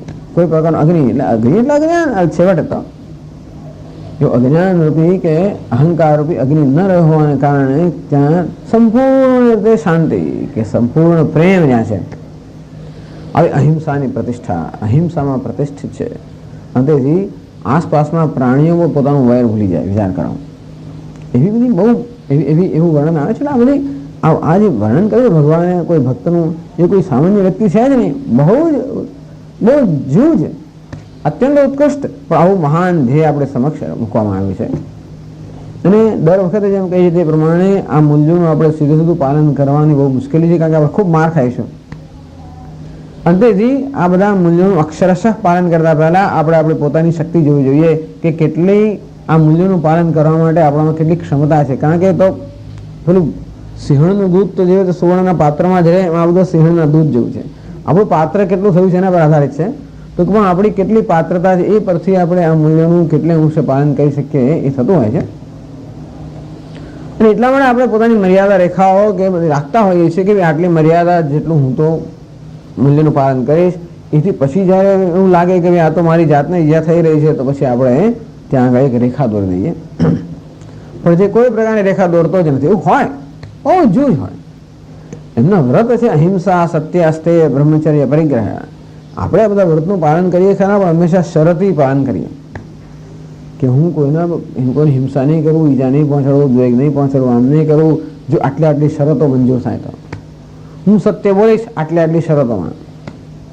પછી આપણી દરેકની મર્યાદા હોય. સત્ય બોલવાની મર્યાદા હોય, ચોરી કરવાની મર્યાદા હોય, આત્મસંયમની પણ મર્યાદા હોય, પરિગ્રહની પણ મર્યાદા હોય. આટલું તો ના છે, આટલું તો જોઈએ. આટલા વગર કેમ ચાલે? કોઈ મર્યાદા જ ના હોય તો એવું શક્ય છે. દેખાતું હશે કદાચ ભાગ્યે, પણ એવું હોઈ શકે. ભગવાન જે ભક્તનું વર્ણન કરે છે એની કોઈ પ્રકારની શરત જ નથી. દ્વેષતા શા માટે એનામાં દ્વેષ નથી? કેમ? અહિંસામાં પ્રતિષ્ઠિત છે, બસ એનો સ્વભાવ છે. અર્થાત પોતાના સ્વભાવની આડે રહેલા સર્વ અવરોધો દૂર કર્યા છે. આ પ્રત્યેક આત્માનો સ્વભાવ છે. આજે વર્ણન થાય આત્માનું જ વર્ણન થાય છે. અને તેથી પ્રત્યેક વ્યક્તિનું, પ્રત્યેક મનુષ્યનું વર્ણન થાય છે. પણ આની સાથે જ્યારે આપણી જાતને સરખાવીએ ત્યારે ખબર પડે કે આપણે પોતાની જાતથી કેટલા વિમુખ થઈ ગયા છે. અને પોતાની જાત સન્મુખ બનાવવા માટેના મૂલ્યો છે. ને ક્યારે આપણે આપણી જાતને ખરેખર પામે કે સ્થિર થયા કે ભાઈ જ્યારે આપણે આ પ્રકારનો સ્વભાવ પ્રાપ્ત કરી શકીએ. પણ એટલે એવા ભક્તનું જેના હૃદયમાં કોઈ પ્રકારનો ઉદ્વેગ નથી, જેને કોઈ વસ્તુ સિદ્ધ કરવાની જ નથી, એ કોઈનો ઉદ્વેગનું કારણ ન બને. સ્વામી રામચંદ્રજી ઉદ્વેગનું કારણ બનતા. રામચંદ્ર કશું સિદ્ધ કરવાનું, શું ધર્મ કશું તો હતું. કોઈ પ્રકારનું ધ્યેય આપણું હોય કે એની દુષ્ટનો નાશ થવો જોઈએ, પરિત્રાણાય સાધુનાં વિનાશાય ધર્મ સંસ્થાપના, કંઈક તો ધ્યેય ખરો ને. તેથી લોકોને ખબર છે કે આ દુષ્કૃત નાશ કરવા સર્જાયા છે, માટે જે દુષ્કૃતો એને ભય કંસને કેમ ભય લાગ્યો? ત્યારે એને કહેવામાં આવ્યું કે આનો 8મો ગર્ભ તારો નાશ કરશે. જો 8મો ગર્ભ આવે એટલે શું કે અમારો નાશ થવાનો છે? નાશ કરવા જન્મ્યા છે ને. ટૂંકમાં કશું ધ્યેય લઈને જન્મ્યા છે, મિશન લઈને જન્મ્યા છે.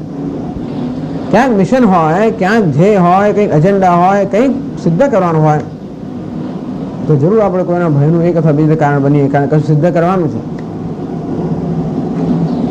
એવું કોઈ નહીં હોય જેને કશું સિદ્ધ, પણ એવું કોઈ હોય જેને કશું સિદ્ધ જ કરવાનું નથી,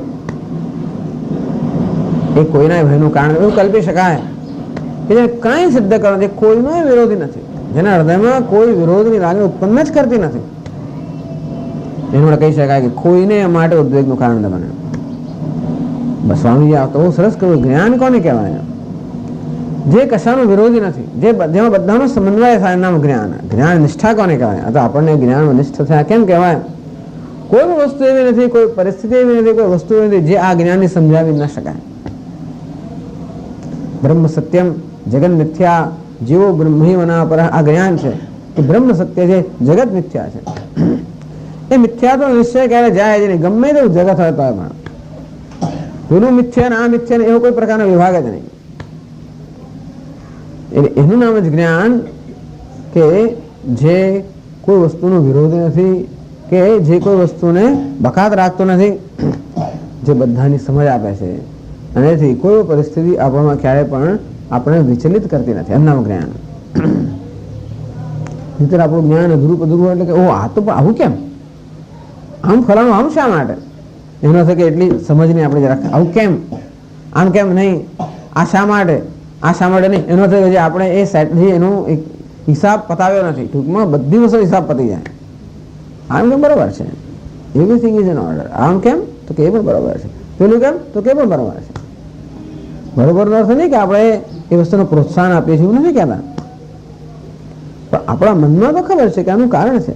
કદાચ આપણે ધર્મનો આપણે પક્ષ લીધો હોય અને આપણે કદાચ અધર્મનો વિરોધ કરતા હોઈએ તો પણ અધર્મ પ્રત્યે દ્વેષ નથી, કારણ કે વ્યવહારિક પરિસ્થિતિ એવી પ્રકારની અપેક્ષા રાખે છે કે આ બીજાને નુકસાન કરનારું છે, માટે કાંટો પડે છે આપણે દૂર કરી દઈએ. કાંટો પડ્યો છે એનો કોઈ રોષ નથી. પેલા ચાણક્યનો પગમાં એક ઠોકર વાગે ને પથ્થર પર તો રોષ, એવું નહીં. પથ્થર પડ્યો છે એ પણ બરાબર છે, અને આપણે જોયા વગર ચાલીએ છીએ અને ઠોકર વાગે એ પણ બરાબર છે. હવે બીજાને ઠોકર ના વાગે માટે હું પથ્થર દૂર મૂકી એ પણ બરાબર છે, તો ક્યાં રોષ નથી. કોઈ વસ્તુ જેના મનમાં રોષ ઉત્પન્ન કરતી નથી, બધી જગ્યાએ જેને વ્યવસ્થા ઈશ્વર દેખાય છે. બહુ બહુ મોટી વસ્તુ છે, કેવી સુંદર વસ્તુ છે ને. ટૂંકમાં બેઠા બેઠા આપણે આવું ચિંતન જ કરી કે જ્ઞાની કેવો હશે, આપણે જેવા હોઈએ વખત, પણ જ્ઞાનીનું આપણે ચિંતન કરી શકીએ એની દ્રષ્ટિમાં કેવું હશે. ઈશ્વર દર્શન કઈ હદ સુધી ના, કોઈ પણ એવી વસ્તુ નથી જ્યાં ઈશ્વરનું દર્શન, જ્યાં વ્યવસ્થાના દર્શન નથી, જ્યાં સત્યતાના દર્શન નથી, જ્યાં આગળ એટલે ક્યાંય પણ વિરોધ ન જન્મતો હોય, જેનામાં કોઈ વસ્તુ રોષ ઉત્પન્ન ન કરતી હોય, એના હૃદયમાં, એના કોઠરની અંદર, હૃદય કોઠરમાં કોઈ પ્રકારનો રોષ છે જ નહીં. કોઈ એટલે જયારે ઉદ્વેગ નથી અંતેથી એ કોઈનું ઉદ્વેગનું કારણ બનતો નથી. કેમ? એનો કયા પ્રકારનો રોષ એના હૃદયમાં નથી. હૃદયરૂપી કોટરમાં કયા પ્રકારનો અગ્નિ છે? હર્ષ, અમર્ષ, ભય, ઉદ્વેગ એ મુક્ત. હર્ષથી પણ મુક્ત છે, અમર્ષથી પણ મુક્ત છે, ઉદ્વેગથી પણ. અમર્ષ અગત્યનું, અમર્ષ અસહિષ્ણુતા, અસહિષ્ણુતાથી મુક્ત છે. કશી વસ્તુ સહન ના કરી શકે. આપણે ક્યારે કશું સહન ના કરી શકીએ? જ્યારે કશાનો સ્વીકાર ન કરી શકીએ ત્યારે. કેમ સ્વીકાર ન કરી શકીએ?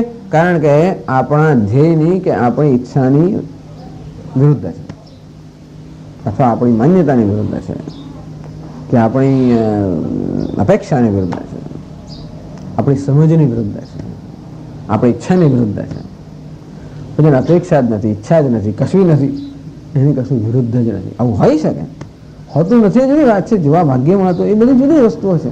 હવે જોવા મળે છે કે નહીં વાત જુદી છે, પણ આ વસ્તુ હોઈ શકે. ભગવાન કહે છે કે આહો ઉત્કૃષ્ટ ભક્ત કહે છે કે આ પેલો ભક્ત પણ આર્ત હે, જિજ્ઞાસુ, અર્થાર્થી, આ બધા ભક્તો પણ ઉદ્વેગનું કારણ બની શકે. આટલા ભક્તો દ્રષ્ટાંત ધ્રુવ અર્થાર્થી ભક્ત હતો.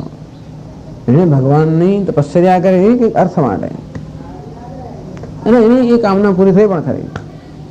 આમ ભગવાનના દર્શન થયા, સાક્ષાત ભગવાન સાથે વાર્તાલાપ થયો. અચ્છા, એ જ ધ્રુવ પછીના વર્ષોમાં એના મોટાભાઈ ઉત્તર, એ ઉત્તરને જંગલમાં, વનમાં કોઈ યક્ષએ મારી નાખ્યો કોઈ કારણસર. અને ધ્રુવ એટલા ગુસ્સે થયા કે કે યક્ષ પર હુમલો કર્યો, ચઢાઈ કરીને અનેક યક્ષોનો સંહાર કર્યો. એનું ચાલે તો એક એક યક્ષને પૂરો જ કરી નાખ્યો હાથ. એનો દાદા મનુ, એનો દાદા થાય મનુના પુત્ર ઉત્તાનપાદ અને પુત્ર ધ્રુવને ઉત્તર.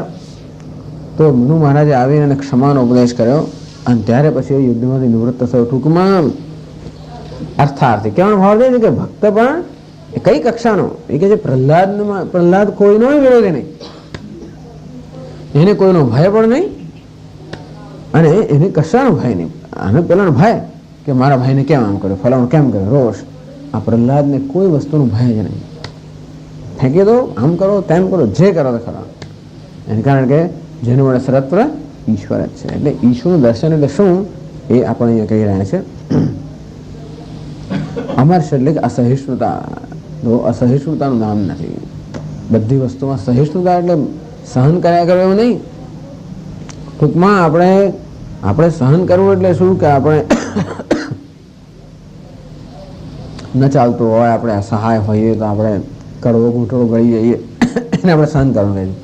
એવું કોઈ કડવા ઘૂંટડા એને હોતા નહીં. સહન કરવું એવું નથી કે અસહિષ્ણુતા છે ને બધું ચલાવેલા છે, એવું નહીં. એને કંઈ એને સહન ન કરવાની કોઈ ન કરવા જેવું કશું લાગતું જ નથી. ટૂંકમાં એની બધી વસ્તુ વ્યવસ્થિત યોગ્ય જ લાગે છે, ઈશ્વર જ લાગે છે. અને આ બધું આપણે માટે શક્ય છે કારણ કે આવું ન હોવાનું એક જ કારણ અંદરના બધા આ બધા હર્ષ, અમર્ષ, ભય આ બધા જ એના માટેના કારણો છે. આપણે સતત સાવધાન રહીએ અને આ બધા જે એના અવરોધો છે દૂર કરવા પ્રયત્નશીલ હોઈએ તો બસ એ અવરોધો દૂર કરવાના છે. તો મોટે ભાગે તો લોકોને ખબર જ નથી કે આવું અમારામાં છે. આવું વર્ણન આપણે કહેતા આપણે કે પેલામાં છે ને ફેલામાં ઢીકણામાં છે, આપણે એવું થતું હોય હંમેશા. એવું નથી કે આપણા બધું છે ખબર, એમ પણ નથી કહેવાનો ભાવાર્થ. પણ આ વસ્તુ એ છે કે આપણામાં આ બધી વસ્તુનો કંઈક અંશ છે કે નહીં પહેલાં એ આપણે તપાસીએ, એનાથી સભાન બનીએ અને પછી એમાંથી મુક્ત થવા આપણે પ્રયત્નશીલ બનીએ. એટલું આપણે કરી શકીએ.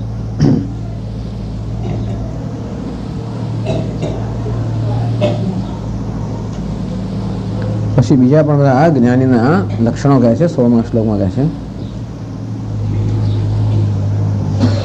અનપેક્ષશુચિર્દક્ષઃ ઉદાસીનો ગતવ્યસઃ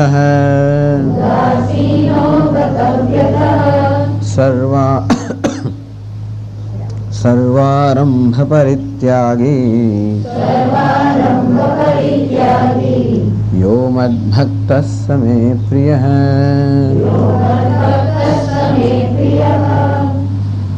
અનપેક્ષ જેને કોઈ પ્રકારની અપેક્ષા નથી. શુચિ જે પવિત્ર છે, દક્ષ જે કુશળ છે, ઉદાસીન જે કોઈ પક્ષ લેતો નથી, ગતવ્યથા જેનામાં કોઈ વ્યથા રહી નથી, સર્વારંભ પરિત્યાગી જે હવે કોઈ સર્વ આરંભનો જેને ત્યાગ કર્યો છે. યો મદ ભક્ત સમે પ્રિય આવો જ મારો ભક્ત છે, ભગવાન કે છે મને પ્રિય છે. ભાષ્યમાં સમજાવે છે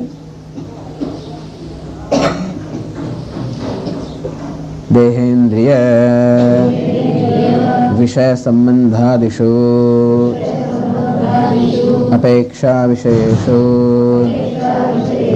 અનપેક્ષઃ નિસ્પૃહઃ શુચિઃ બાહ્યેન આભ્યંતરેણ ચ શૌચેન સંપન્નઃ દક્ષઃ પ્રત્યુત્પન્નેષુ કાર્યેષુ સદ્યઃ યથાવત પ્રતિપત્તું સમર્થઃ.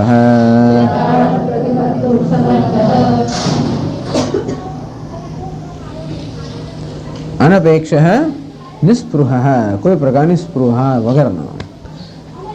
આગળ જ્યારે કહ્યું હર્ષ અમર્ષ ભય ઉદ્વેગથી મુક્ત, એ મુક્ત શબ્દનો અર્થ કર્યો મુક્ત લઈને છોડી દેવામાં આવે છે. ટૂંકમાં એવું નથી કે આ ભક્તે હર્ષ અમર્ષ ભયનો ત્યાગ કર્યો છે કે ઉદ્વેગનો ત્યાગ કર્યો છે, પણ હર્ષ અમર્ષ ભય એને છોડી દીધો છે. શું કહે છે? હર્ષ અમર્ષ ભયોદ્વેગૈ મુક્ત. તો એમ કહી શકાય કે હર્ષ અમર્ષ ભય રૂપી ઉદ્વેગો વડે જે છૂટો કરાવી દીધો છે. ટૂંકમાં હર્ષ અમર્ષ ભય ઉદ્વેગે જેને મુક્ત કરી દીધો છે. એને આ બધા છોડ્યા છે એમ નહીં, પણ એ લોકોએ આને છોડી દીધો છે. કારણ કે આના હૃદયની અંદર એમને હોવાનું કોઈ સ્થાન ન હોવાને કારણે એમણે એનો ત્યાગ કર્યો છે. અદ્વૈત દર્શિતયા તદ અયોગ્યત્વેન તૈહિ એવ સ્વયં પરિત્યક્તઃ. અદ્વૈત દર્શી હોવાને કારણે એનામાં હર્ષ, અમર્ષ, ભય કે ઉદ્વેગ માટેની હવે કોઈ પ્રકારની યોગ્યતા રહી જ નથી, અયોગ્ય બની ગયો. તો વસ્તુ અયોગ્ય બને એટલે આપણે છોડી દઈએ. જેમ ગાય દૂધ આપતી હોય ત્યારે આપણે પાસે રાખીએ અને પછી દૂધ આપતી બંધ થાય, કોઈ ઉપયોગિતા કોઈ સિદ્ધ ના કરતા આપણે છોડી દઈએ. વસ્તુને આપણે ફેંકી દઈએ ને, પેલું કેવું ખાધા પછી છાલને આપણે શું કરીએ, ઉપયોગિતા છે તે છોડી દીધું. ટૂંકમાં આપણે કોઈ વસ્તુને છોડી દઈએ જે વસ્તુમાં હવે કોઈ ઉપયોગિતા નથી. આ માણસમાં હર્ષ, અમર્ષ, ભય કે ઉદ્વેગ માટેની કોઈ યોગ્યતા રહી જ નથી. કેમ? અદ્વૈત દર્શિતયા, અદ્વૈત દર્શન કરતો હોવાને કારણે એનામાં આ પ્રકારની યોગ્યતા નથી. માટે પેલા લોકો એને છોડી દીધો. તૈહિ એવ સ્વયં પરિત્યક્તઃ. એ બધા દુર્ગુણો વડે એનો ત્યાગ થઈ ગયો છે. નો તેષામ ત્યાગાય સ્વયં વ્યાપૃતઃ. એમના ત્યાગ માટે આનો કોઈ વ્યાપાર કે પ્રવૃત્તિ નથી, પણ પેલા લોકો એને છોડી દીધો. ટૂંકમાં આ બધા આગંતુકો છે. એ આગંતુકો આપણને કેમ પકડી રાખે? કારણ કે એમને આપણે પકડી રાખીએ છીએ. એમ જોવા જઈએ તો ટૂંકમાં આપણે એમને નિમંત્રિત કરીએ છીએ. આ બધા દુર્ગુણો છે એમને પણ આપણે નિમંત્રિત કરતા હોઈએ છીએ કશું ને કશું આપણામાં હોવાને કારણે. એટલે આપણામાં કંઈક પેલો થોડો રોષ કે કંઈક રહી ગયો હોય એને કારણે પેલો હર્ષ કે હા આ મારું સારું સ્થાન છે, અમારે ભય, ઉદ્વેગ આ બધાને કેમ સ્થાન મળે છે? કારણ કે એમને અહીંયા પોષણ આપનારા કંઈક તત્વ હોય ત્યારે. તમને કશું પોષણ ના મળતું હોય તો એ પછી આપણો ત્યાગ કરી દે. તેથી આ જ્ઞાની પુરુષમાં એવું કશું છે જ નહીં કે આ બધા લોકોને બેક્ટેરિયા વગેરે ક્યાં શું રહે? જ્યાં સુધી એમને કંઈક મળતું હોય ત્યારે. અમુક ઉષ્ણતામાન હોય ત્યારે બેક્ટેરિયા રહે, અમુક તે વધારે તો ના રહે, એવું છે. એટલે બધું નિયમ હોય છે ને, તેવી રીતે આ બધા બેક્ટેરિયા એનામાં છે, કારણ કે એનામાં કોઈ યોગ્યતા નથી.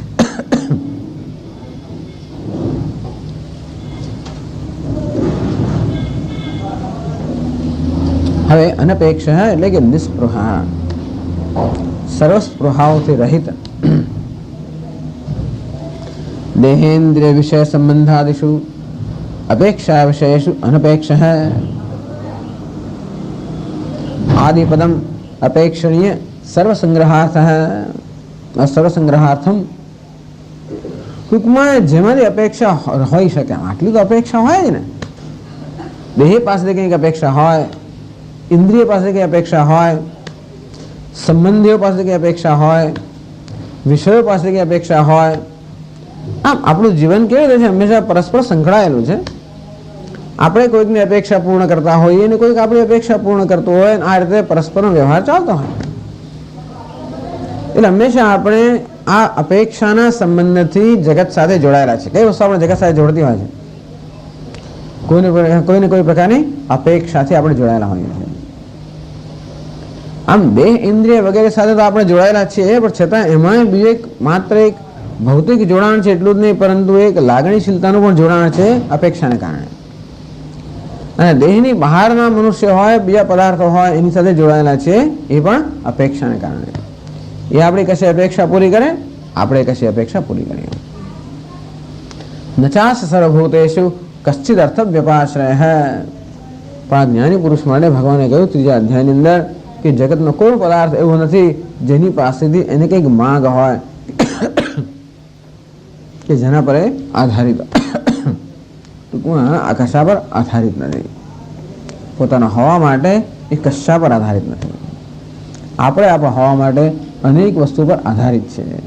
એ હોવાને કારણે હંમેશા એમની પાસેથી આધારની અપેક્ષા રાખવામાં આવે છે. તો છે જ ને ભાઈ, તો કે ભાઈ મારો બાબો છે એ તો હવે અમારે સ્વામીજી છેવડા એની સાથે રહેવાનું છે ને, અને માટે ચલાવી લઈએ છીએ. એનું વર્તન આવું છે તોય પણ એની માટે બાબો છે, મોટો માણસ હોય છતાંય પણ ટૂંકમાં વિચિત્ર વર્તન કરતો હોય તોય પણ માતા પિતા ચલાવી લે. ઘરડા અમે થઈશું તમારું કોણ ધ્યાન રાખશે? એ જ ધ્યાન રાખવાનું, એની સાથે જ રહેવાનું છે. આપણે તો તેમ બધી જ વસ્તુ સાથે. હવે આ ઘર તો છે, બીજા ક્યાં જઈએ? પતિ તો છે, પત્ની તો છે, પુત્ર તો છે, આ મોટર ગાડી છે, સ્કૂટર છે, આ છે, ગેસ છે, જે હોય તે ટૂંકમાં જે કંઈ હોય તે બધાય પદાર્થો એમ જ છે. રસોડામાં બેસીને મને તો ગેસનું બધું દેખાતું હોય છે એટલા માટે એવું દ્રષ્ટાંત આવે. આ બધા પાસેથી કશા ને કશા પ્રકારની અપેક્ષા હોય છે, બધા આપણે જોડાયેલા હોઈએ છીએ. આપણે કઈ ને કઈ અપેક્ષા હોવાને કારણે જે હોય આપણે ચલાવી પણ લેતા હોઈએ છીએ. એવું ન હોય તો આપણે કશાને કોઈ સાથે કોઈ પ્રકારનો પરતંત્રતાનો સંબંધ ના રહે. ત્યારે સંબંધનો વાંધો નથી, પ્રેમનો સંબંધ હોય તો બહુ સારો છે, પણ આપણો સંબંધ કયો છે? પરતંત્રતાનો સંબંધ છે. પ્રેમ પણ હોય છે, નથી હોતો એવું નહીં કે એવું નથી કે પુત્ર પત્ની પતિ વગેરે પ્રેમ નથી હોતો, પણ છતાં તોય જોડે જોડે એક પરતંત્રતાનો અંશ પણ હોય છે, એનું નામ અપેક્ષા. એટલે પ્રેમ એ અપેક્ષા કામ નથી આવતી, પરંતુ એમાં જે પરતંત્રતાનો અંશ છે એ પરતંત્રતા હંમેશા આપણને કોઈને કોઈ પ્રકારની માંગ કરાવડાવે છે આપણી પાસે. કારણ કે આપણે કશાક પર પરતંત્ર છે, આધારિત છીએ, માટે એ વસ્તુ અમુક રીતે વર્તે એ પ્રકારની આપણી જરૂરિયાત હોય છે, અને તો જ આપણી જરૂરિયાત પૂરી થાય. અને એટલા માટે આપણામાં માંગ રહેલી હોય છે કે પેલા આમ વર્તવું જોઈએ, એને આમ કરવું જોઈએ, પેલી વસ્તુ આવી જ હોવી જોઈએ, અહીં જ હોવી જોઈએ, વગેરે વગેરે. જે કંઈ આપણી જરૂરિયાતો કે માંગ હોય છે, એનું કારણ કે કોઈ ને કોઈ રીતે આપણે એ વસ્તુ પર આધારિત છે. એ વસ્તુ છે એના કરતાં જુદા પ્રકારની હોય તો આપણામાં કોઈક રીતે અસલામતી, કોઈક રીતે આપણે વિક્ષિપ્ત થઈ જતા હોઈએ છીએ. અને તેથી બધી વસ્તુઓ આપણી ઈચ્છા પ્રમાણે વ્યવસ્થિત હોય તો જ આપણને એમ લાગે કે આપણે બરોબર છે, તો આપણને સુરક્ષાનો કે સલામતીનો કે સ્વસ્થતાનો અનુભવ થાય. નહીંતર આપણે અસ્વસ્થ બની જઈએ. અને તેથી બધી જ વસ્તુઓ બરોબર વ્યવસ્થિત હોવાની જરૂર છે. એ વ્યવસ્થાની વ્યાખ્યા મારી પોતાની હોય, એની વ્યવસ્થાની વ્યાખ્યા કદાચ બદલાય. પણ તો ગઈકાલ તો તમે આમ કહેતા, પણ આજે આમ કહું છું, ગઈકાલ તો તમે ફલાણું કહ્યું બરાબર, પણ આજે હું આ કહું છું. બસ તો મારી વ્યવસ્થાની વ્યાખ્યા બદલાઈ છે કે મારી અપેક્ષાની રીત બદલાઈ છે. પણ આ સમજવા જેવું છે કે કેવી રીતે આપણે બધા વસ્તુઓ સંબંધિત તો હોઈએ છીએ, પણ જોડે જોડે કોઈ કોઈ પ્રકારની જરૂરિયાતથી સંબંધિત હોઈએ છીએ. આમ પ્રેમમાં જરૂરિયાત ઉમેરાય એટલે એ થોડોક ડાયલ્યુટ થઈ જાય, એટલે ટૂંકમાં એ થોડોક દૂષિત થઈ જાય. હોય જ છે તો શુદ્ધ પ્રેમ બધી વાતો જ છે, એવું કશું હોતું નથી. એવું કહો ને આવું આ હોય ત્યારે હોય, બાકી ના હોય. જ્યાં સુધી આપણે અંદરથી શુદ્ધ ના થયો ત્યારે પ્રેમ ક્યાંય શુદ્ધ હોય? આપણામાં જેટલી શુદ્ધિ હોય એટલો આપણો પ્રેમ શુદ્ધ. શુદ્ધનો એટલો જ અર્થ છે કે એ અપેક્ષાથી મુક્ત. જેટલા અંશે આપણો પ્રેમ અપેક્ષાથી મુક્ત હોય એટલે અંશે શુદ્ધ છે, પણ જેટલા અંશે આપણે મુક્ત હોઈએ એટલા અંશે આપણે અપેક્ષાથી મુક્ત હોઈએ, એટલા અંશે આપણો પ્રેમ અપેક્ષાથી મુક્ત હોય એટલા અંશે શુદ્ધ હોય. પણ જેટલા અંશે આપણે અંદરથી બંધાયેલા હોઈએ એટલા અંશે એ બંધન આપણી માંગમાં કે વર્તનમાં પ્રગટ થવાનું જ. વર્તન માત્રથી કોઈને ખબર પડી જાય કે અમારી તારી અપેક્ષા રાખે છે. એટલે ઉદ્વેગ, કોઈ વાર અપેક્ષા રાખે, ઉદ્વેગ ઉત્પન્ન કરીએ. કોઈને એવું નથી ગમતું કે મારે બીજાની ઈચ્છા પ્રમાણે ચાલવું જોઈએ કે વર્તવું જોઈએ કે હોવું જોઈએ. દરેક જણો ઈચ્છે કે હું સ્વતંત્ર હોવો જોઈએ. અને જ્યારે બીજી વ્યક્તિ મારી પાસે કંઈ અપેક્ષા રાખે કે ભાઈ આમને બદલે આમ બેસો, આમને બદલે આમ જુઓ, આમને બદલે આમ પહેરો, આમને બદલે આમ બોલો, આમને બદલે આમ કરો, કશું પણ આપણે સામી વ્યક્તિમાં એક પ્રકારની અસ્વસ્થતા ઉત્પન્ન કરીએ છીએ કે એક પ્રકારનો વિરોધ ઉત્પન્ન કરીએ. આપણે કરે, આપણી સાથે પ્રેમથી બંધાયેલા હોય, ગમે તે બંધાયેલા હોવાને કારણે કરે જુદી વાત છે, પણ કશી વસ્તુ એના સ્વભાવથી જુદી રીતે વર્તે એવું આપણે ઈચ્છીએ, એનો અર્થ એ તો કે એનું નિયંત્રણ આપણે કરીએ. ટૂંકમાં જે મનુષ્ય અપેક્ષા રાખતો હોય એ બીજાનું જાણે કે જાણે નિયંત્રણ કરતો હોય. અને મોટે ભાગે આપણી જે સ્ટેટસ કે આપણો જે મોભો હોય કે આપણી સત્તા હોય કે આપણી મહત્તા હોય એનો ઉપયોગ સામાન્ય રીતે બીજાનું નિયંત્રણ કરવામાં કરતા હોય. બધાએ મારી આજ્ઞા પ્રમાણે ચાલવું, મારી ઈચ્છા પ્રમાણે ચાલવું, આમ ચાલવું, આમ ચાલવું, આ બધું. અને લોકોનો ઉદ્વેગ થાય કે મારા જ ગુસ્સે થઈ જશે, જો આમ કરીશું તો ગુસ્સે થઈ જશે, આમ કરીશું તો નહીં ગમે, આમ કરીશું તો ફાટી જશે, વગેરે વગેરે. એમાં અંદરથી એટલે આમ ભલે બહારથી બહુ લાંબા પ્રાણાયામ કરતા હોય બધું, પણ અંદરથી આ ઉદ્વેગ રહેવાનો. કારણ કે કોઈ પ્રકાર આપણને લાગે છે કે આપણી પાસેથી માંગણી છે કે હું બરોબર નથી, આમ કેમ છે. તેથી એવી રીતે આપણે લાગે કે આપણી પાસેથી કંઈક આપણે છીએ એને કરતાં બીજા હોઈએ એ પ્રકારની માંગણી પ્રગટ કે અપ્રગટ થઈ રહી છે. આપણે કહેવાય જરા થોડા અસ્વસ્થ બની જઈએ. પેલામાં કેમ કોઈને એના પ્રત્યે ઉદ્વેગ કેમ, કોઈ એનાથી કોઈને કેમ ઉદ્વેગ થતો નથી? કારણ કે કોઈ પાસે કશી અપેક્ષા જ નથી. વસ્તુ અને વ્યક્તિઓ જેવી છે તેવો સ્વીકાર, પૂર્ણ રીતે સ્વીકાર. આ શક્ય નથી. આ તો આની વાત કરી છે આપણે ટૂંકમાં, પૂર્ણ રીતે સ્વીકાર, કોઈ પ્રકારની અપેક્ષા જ નહીં. ત્યાં વ્યક્તિએ જુદા હોવા જોઈએ, એનું વર્તન બદલાવવું જોઈએ, એનું આ બદલાવવું જોઈએ, તે બધું કોઈ પ્રકારની અપેક્ષા જ નહીં. કારણ કે કેવો છે? સ્વતંત્ર છે. ટૂંકમાં અત્યારે મને કેમ બધી અનેક પ્રકારની અપેક્ષા છે? કારણ કે મારી પોતાની સલામતીનો આધાર એ બધી વસ્તુ કરશે. અથવા મારી પોતા આત્મસંતોષનો આધાર આ બધી વસ્તુ કરે. આત્મનિવ આત્મના તુષ્ટ હૈ, જેનો આત્માનો સંતોષ કોઈ કારણ વગરનો હોય, નિષ્કારણ કે સ્વાભાવિક એનો સંતોષ છે, એને સંતોષ માટે બીજા કોઈ પ્રકારની બહારની અપેક્ષા નથી. અંતેથી બહારની દુનિયા અમુક રીતે હોય એ પ્રકારની કોઈ માંગણી નથી, કારણ કે એ વગર પણ હું સંતુષ્ટ છું. જગત જેવું છે તેનાથી હું સંતુષ્ટ છું, કારણ કે હું સંતોષ એ મારો સ્વભાવ છે. અનપેક્ષા પ્રજહાતિ યદા કામાન સર્વાન પાર્થ મનોગતાન, જેના હૃદયમાંથી બધી કામનાઓ, જો કે ભગવાન ત્યાં કહે છે કે જેને બધી કામનાઓનો ત્યાગ કર્યો છે, ભગવાને ખરેખર કહેવું જોઈતું હતું કે કામનાઓએ જેનો ત્યાગ કર્યો છે, અર્થાત કામના માટેની યોગ્યતા જેનામાં રહી નથી. આત્મનિવ આત્મના તુષ્ટ, કારણ કે એ સ્વયં પોતાનાથી જ આત્મનિર્ભર છે, આત્મસંતુષ્ટ છે, સ્વયંપૂર્ણ હોવાના કારણે ત્યાં આગળ કામનાઓનું કોઈ સ્થાન જ નથી ને. એટલે કામનાઓ એને છોડીને જતી રહી છે. ક્યારેય પણ આપણે કામનાઓનો ત્યાગ કરી જ ના શકીએ. ભલે આપણે કહેવામાં ઈચ્છા છોડો, કોઈ દિવસ કોઈ છોડી જ ના શકે, કારણ કે ઈચ્છા આપણે પૂછીને આવતી નથી અને માટે આપણા કહેવાથી જતી નથી. માત્ર આપણે આપણામાં કોઈક પ્રકારનું પરિવર્તન કરીએ તો ઈચ્છા આવે નહીં, એવું આપણે કરી શકીએ. આપણી જાતમાં કંઈક એવું પરિવર્તન કરીએ જેથી ઈચ્છાને કે અહીં જઈને શું કરવું, ટૂંકમાં ઈચ્છા રૂપી બેક્ટેરિયાને કશું સ્થાન, એનો વિકાસ થાય એ પ્રકારની સ્થિતિ જ્યાં ન હોય તો જ ઈચ્છાઓ જાય. એટલે ઈચ્છા છોડવાની વસ્તુ નથી, ઈચ્છાના કારણે છોડવાની વસ્તુ છે. જેને કારણે ઈચ્છા આવતી હોય છે શું છે, અંદરનો એક અસંતોષ, અંદરથી ઈચ્છાઓને છોડી દેવા છે. એટલે એનામાં કોઈ અપેક્ષા અનપેક્ષા. અપેક્ષા વિષયેષુ અપી, આમ તો કે દુનિયામાં મોટાભાગની આપણે કે દુનિયા પાસે અપેક્ષા હોતી નહીં, જેને જે કરવું એ કરે, સામે આપણે કહેતા હોઈએ છીએ, તો બધા જેને જે કરવું એમ નહીં, એમાં થોડાક લોકોને બકાત રાખીએ છીએ કે આટલા લોકો તો આટલું કરવું જોઈએ, બીજાને જે કરવું એ ખરો. પણ એટલે અપેક્ષાના વિષયો હોય, એમાં કંઈ ગુનો નથી. આપણામાં અપેક્ષા હોય કે આપણો ગુનો નથી. અપેક્ષા વિશે ટૂંકમાં અમુક તો અપેક્ષા હોય ને. હવે આપણા ઘરના લોકો છે એટલી તો તું આટલી મોટી થઈ, કશું તો કરે ને અહીંયા ઘરની અંદર,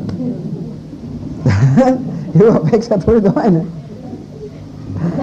વગેરે વગેરે. તેથી હવે આ તો જરા મોટો થયો અને તેથી જરા બહારનો ધક્કો ખાય વગેરે વગેરે, કંઈક તો આપણે આશા હોય કે ના હોય. હવે તમે કમાતા થયા વગેરે. એટલે ટૂંકમાં એટલે આપણે એવું તો કંઈ કંઈક અપેક્ષા, હવે તું સેટલ થઈ ગયો, તું સ્થાયી થઈ ગયો, હવે અમારી પાસે તો આપ ના રાખીશ, અમે અમને કરે નાખીશ વગેરે વગેરે. અને એવી અપેક્ષા વિશેષો ટૂંકમાં છે, એવા દેહ, ઇન્દ્રિય અને બીજા બધા વિષયો, ટૂંકમાં સંબંધીઓ બધા એવા હોય છે જેની પાસે સ્વાભાવિક જ અપેક્ષા હોય. તે શું અનપેક્ષા, એમની પાસેથી, બીજા પાસે તો નથી જ, આપણે નથી હોતી, પણ આમની પાસે જેની અપેક્ષા નથી. અહીં તો એવો પણ અર્થ થાય સર્વેષુ ભોગોપકરણેષુ યદૃચ્છોપનીતેષુ અપી નિસ્પૃહ, એ તો કશું માંગતો નથી, પણ કદાચ એને કશું એની સામે લાવીને મૂકવામાં ધરવામાં આવે તો પણ કોઈ પ્રકારની અપેક્ષા નથી. નિસ્પૃહ, કોઈ પ્રકારની સ્પૃહા જ નથી. એ સ્પૃહા નામનો અગ્નિ એનો શાંત થઈ ગયો છે. અને તેથી બહારના કોઈ પદાર્થો એનામાં કોઈ પ્રકારની લાલચ કે ઈચ્છા જન્માવી શકતા જ નથી. એનામાં કોઈ પ્રકારની ભોગ બુદ્ધિ જન્માવી શકાય. નત્વા કામા બહવો લોલુપંત, યમરાજા નચિકેતાને કહે છે કે ઓહો વિદ્યાભીપ્સનમ નચિકેત સંમન્યે, હે નચિકેતા તું વિદ્યા માટેનો અધિકારી છે હું માનું છું. કેમ? નત્વા કામા બહવો લોલુપંત, કેટલા બધા ભોગના વિષયો પણ તારામાં કોઈ પ્રકારની ભોગ બુદ્ધિ ઉત્પન્ન ના કરી શકે. આમ કોઈ વસ્તુ આપણામાં ભોગ બુદ્ધિ ઉત્પન્ન કરે, કોઈ વસ્તુ આપણા અપૂર્ણતાની લાગણી ઉત્પન્ન કરે, કોઈ વસ્તુ આપણા સંતોષ ઉત્પન્ન કરે, તો હંમેશા એની પાસે અપેક્ષા રહે કે છે એને કરતા બીજી બને, જેથી એને કારણે મારા મનમાં જે અસંતોષ કે કંઈ જન્મે છે એ ના જન્મે. મૂળ તો આપણને અપેક્ષા આપણી પોતાની પાસે જ હોય છે.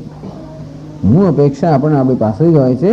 આપણે ઈચ્છીએ કે ભાઈ આપણે બરોબર હોવા જોઈએ, આપણે પૂર્ણ હોવા જોઈએ, પણ અત્યારે આપણી પોતાની પૂર્ણતા અનેક બધા સંજોગો પર આધારિત છે. માટે આપણી પોતાની જે અપેક્ષા પૂર્ણતાની છે એ અપેક્ષા ત્યાં પ્રતિબિંબિત થાય છે. અને તેથી જો પોતાનો સ્વયં સંપૂર્ણ સ્વીકાર હોય તો અન્યનો સંપૂર્ણ સ્વીકાર થતો હોય છે. એટલે અનપેક્ષા ટૂંકમાં જે આગળ કહેવામાં એ બીજા બધા શબ્દોમાં કહેવામાં આવે છે, પણ છતાંય પણ આ દરેક શબ્દ છે તો એક જ વસ્તુ છે બધે. અને તો પણ વ્યવહારની અંદર જુદા જુદા દ્રષ્ટિબિંદુથી જ્ઞાની પુરુષ જ્ઞાન કેવું હોય, આત્મા કેવો હોય, એમ કોને આત્મા કેવો છે એનું આ વર્ણન છે જુદા જુદા દ્રષ્ટિબિંદુથી. સ્વામી દયાનંદજી મહારાજ તો એમ કહે કે અપેક્ષા એટલે કે એવું છે વટે કે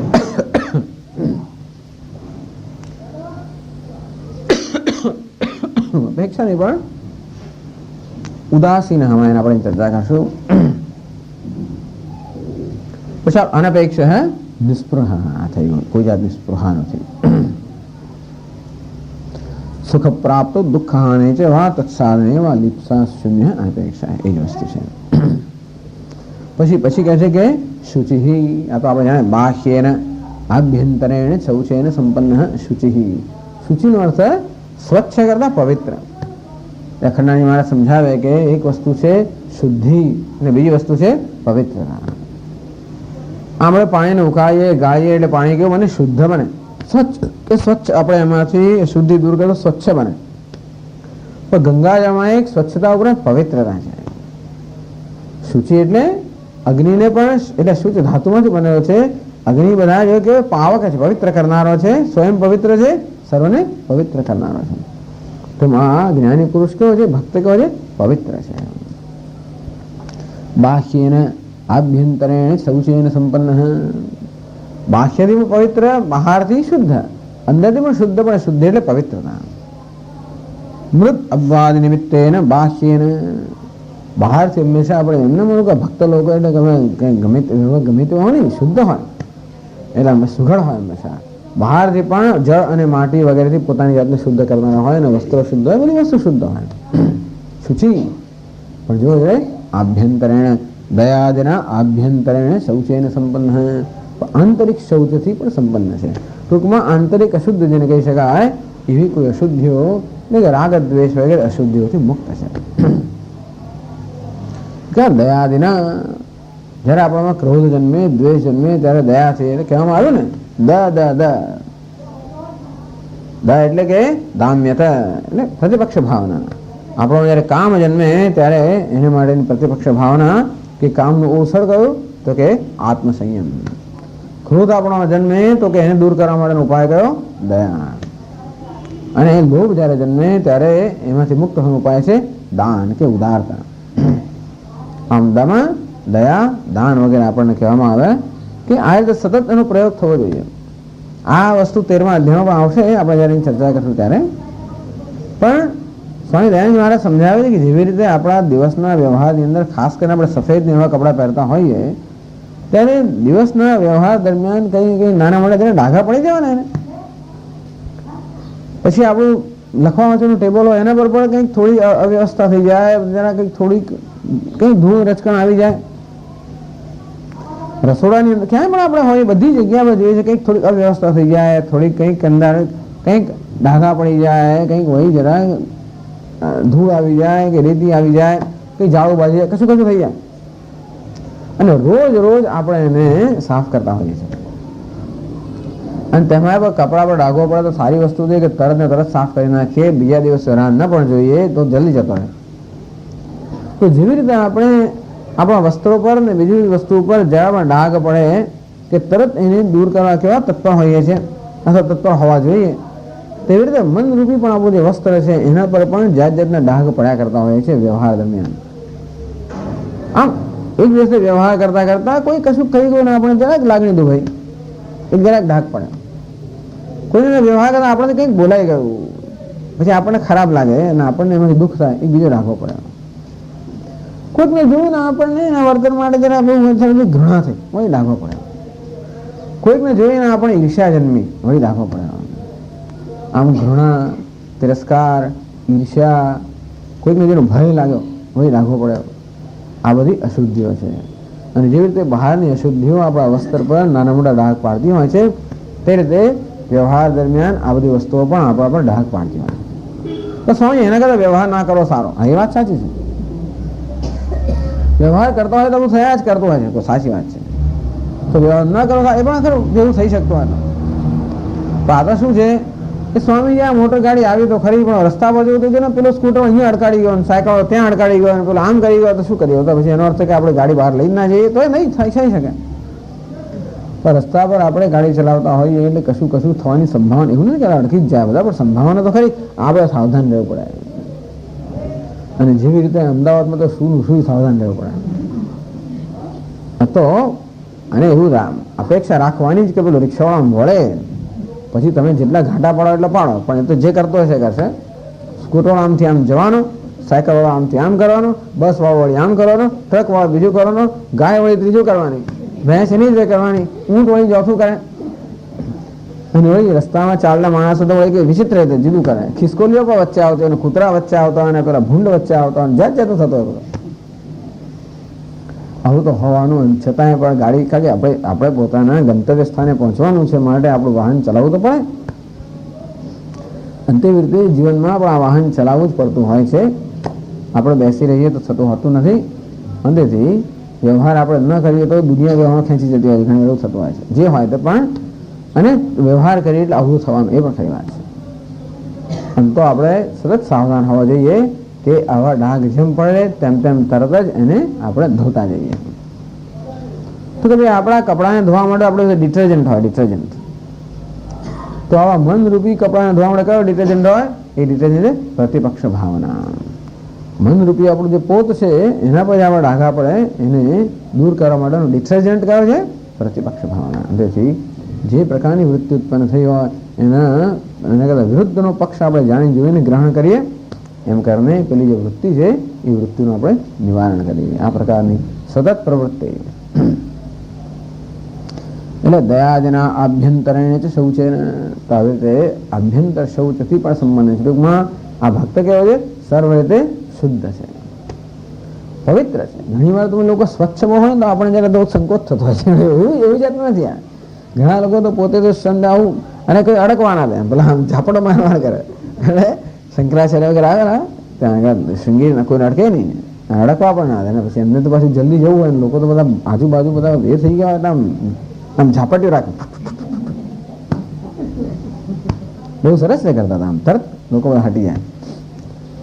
પણ આપણે જરા થોડો સંકોચ થાય એવી વ્યક્તિ સાથે, આપણે તો ભય પણ લાગે. પણ એવું નહીં, આવું નથી. આ છે તો પણ કોઈની પાસેથી કોઈની અપેક્ષા રાખતો નથી.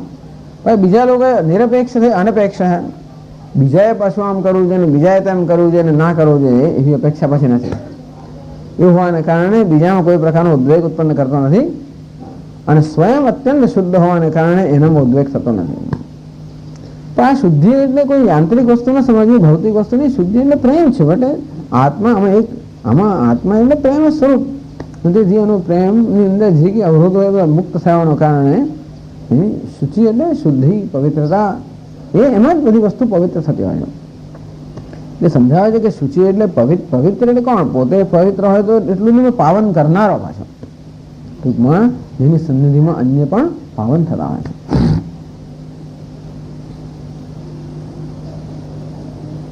અનપેક્ષ શુચિ દક્ષ. દક્ષ એટલે કોણ? કુશળ. આપણે ભક્ત લોકોને બધા લોકોને બીજું શું આવડે? બહુ તો થોડા કરતા હાલ વગાડતા ને, મંજીરા વગાડતા આવડે ને, જરા બધું ભજનમાં કૂદી નાચે કૂદે એવું કરે. બાકી જેમને વ્યવહારમાં કશું ભાન ગતાગમ ના પડતી હોય એવું જોતા હોય સામાન્ય રીતે આપણે, એટલે આપણા મનમાં એ પ્રકારની છાપ થાય પણ બરોબર છે. તો ભગવાન એમણે શું કહે છે? દક્ષ. દક્ષ એટલે કુશળ છે. દક્ષની શું વ્યાખ્યા આપે શંકરાચાર્ય મહારાજ? પ્રતિપન્નેષુ કાર્યેષુ સદ્ય યથાવત પ્રતિપત્તુમ સમર્થ. પ્રતિપન્નેષુ કાર્યેષુ, જે કાર્યો એની સમક્ષ ક્ષણે ક્ષણે કે સમયે સમયે જે બધા કાર્યો એની સમક્ષ ઉપસ્થિત થતા હોય, યથાવત પ્રતિપત્તુમ સમર્થ. પ્રતિપત્તવ્યેષુ પ્રતિપત્તુમ કર્તવ્યેષુ કર્તુમ ચ ઇત્યર્થઃ. એની સમક્ષ જાત જાતની પરિસ્થિતિ ઉત્પન્ન થતી હોય તો ઘણી પરિસ્થિતિ આપણી પાસે સમજની અપેક્ષા રાખતી હોય અને ઘણી પરિસ્થિતિ આપણી પાસે કોઈ પ્રકારના પ્રતિભાવની અપેક્ષા રાખતી હોય. ઘણી વસ્તુમાં સમજવાની હોય છે, બીજું કંઈ કરવાનું નથી હોતું. અને જ્યાં ક્યાંક કશું કરવાનું હોય છે તો કહે છે કે જેમ જેમ પરિસ્થિતિ ઉત્પન્ન થતી જાય એમ દરેક કોઈ પણ પરિસ્થિતિમાં જે સમજવાનું તરત સમજી જાય અને જે પરિસ્થિતિમાં જે પ્રકારનો પ્રતિભાવ દર્શાવવાનો હોય એવું કાર્ય પણ કરી શકાય.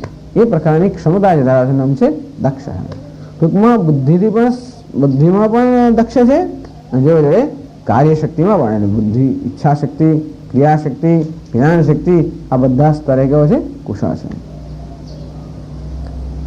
ઉપસ્થિતેષુ જ્ઞાતવ્યેષુ કર્તવ્યેષુ સદ્ય તરત પાછું એવું નહીં કે 2 દિવસ પછી ખબર પડે એવું સદ્ય તરત જ એવું કેમ હશે? એટલા જ માટે લોકો ભગવદ્ ગીતા એન્ડ મેનેજમેન્ટ ભગવદ્ ગીતા એને કે મેનેજમેન્ટમાં પણ આ વસ્તુ કેમ ઉપયોગી છે? કારણ કે જેટલે ઊંચે આપણું અંતઃકરણ શુદ્ધ થાય એટલે ઊંચે આપણામાં આ પ્રકારની કુશળતા આવતી જાય, સૂઝ આવતી જાય. અને આ બધા મહાપુરુષો તો જગતના વ્યવહારના વિષયમાં પણ બધું કુશળ હોય છે. મોટા મહાત્મા હોય છે, બધા કુશળ લોકો હોય છે. વ્યવહાર કેમ કરો બધા જાણતા હોય છે. બધું પારખી જવાય ફટાફટ. લોકોને મન પારખી જાય, લોકોના બધા કઈ જાતના એમને ઈરાદાઓ છે બધું પારખી જાય. કોને કેમ કોની સાથે કેમ વર્તન કરવું, કોને ક્યાં કરવું, વ્યવસાયો બધું પારખી જતા હોય છે. મહાત્મા ગાંધીજી વાતો તો એકદમ કુશળ, એટલે હદ વગરના કુશળ. કોઈ વસ્તુ છટકે નહીં એમના ને. એટલે દરેક વખતે શું કરવું, શું કહેવું, બધી વસ્તુમાં એકદમ સ્પષ્ટ. એટલે કુશળતાનો જો કે દ્રષ્ટાંત હોવો જોઈએ તો એ છે આપણી સમક્ષ કે કોઈ પણ કાર્ય કરવામાં કુશળ દક્ષ. ટૂંકમાં ભગવાનનો ભક્ત જે છે એક તો એનામાં ભય નથી. આપણે ઘણી બધી આપણી દક્ષતામાં ઘણા બધા અવરોધો આંતરિક હોય છે. એક તો ભય આપણા બહુ હોય છે કે શું થશે ને શું નહીં થાય ને ફલાણું વગેરે. ટૂંકમાં નિષ્ફળતાનો આપણો ભય હોય. અને કેમ આપણે નિષ્ફળતા સ્વીકારી ન શકીએ? કારણ કે નિષ્ફળ સાથે આપણે આપણી જાતને જોડતા હોઈએ છીએ. હંમેશા વસ્તુમાં કર્તૃત્વ બુદ્ધિ હોય એને કારણે આપણે કર્મ સાથે આપણી જાતને જોડીએ. એક કર્મ ફળ ઉત્પન્ન કરી હિસાબ આપણે જોઈએ ભોક્તૃત્વ બુદ્ધિથી. અને તેથી કર્મ સફળ તો હું સફળ છું, કર્મ નિષ્ફળ તો હું નિષ્ફળ છું. આ પ્રકારનો અધ્યારોપને કારણે પરિસ્થિતિઓ આપણામાં અનેક પ્રકારની ગ્રંથિઓ ઉત્પન્ન કરતી હોય છે અને આપણો ભય પણ ઉત્પન્ન કરે. એટલે જ કંઈ કરતા આપણે અચકાતા હોઈએ, નિર્ણય લેતા અચકાતા હોઈએ, કશું બોલતા કશું કરતા અચકાતા હોય. પણ કેવું થશે, કેવું નહીં થાય, કેવું લાગશે, કેવું નહીં લાગે? કારણ કે પછી લોકો કેવું માનશે, કેવું વિચારશે, મારી કેવી છાપ પડશે. અને એવું ના હોય એમ નથી કહેતો, પણ આવું બધું આપણા બહુ હોય છે. કારણ કે હંમેશા આપણને પરિણામનો ભય હોય છે.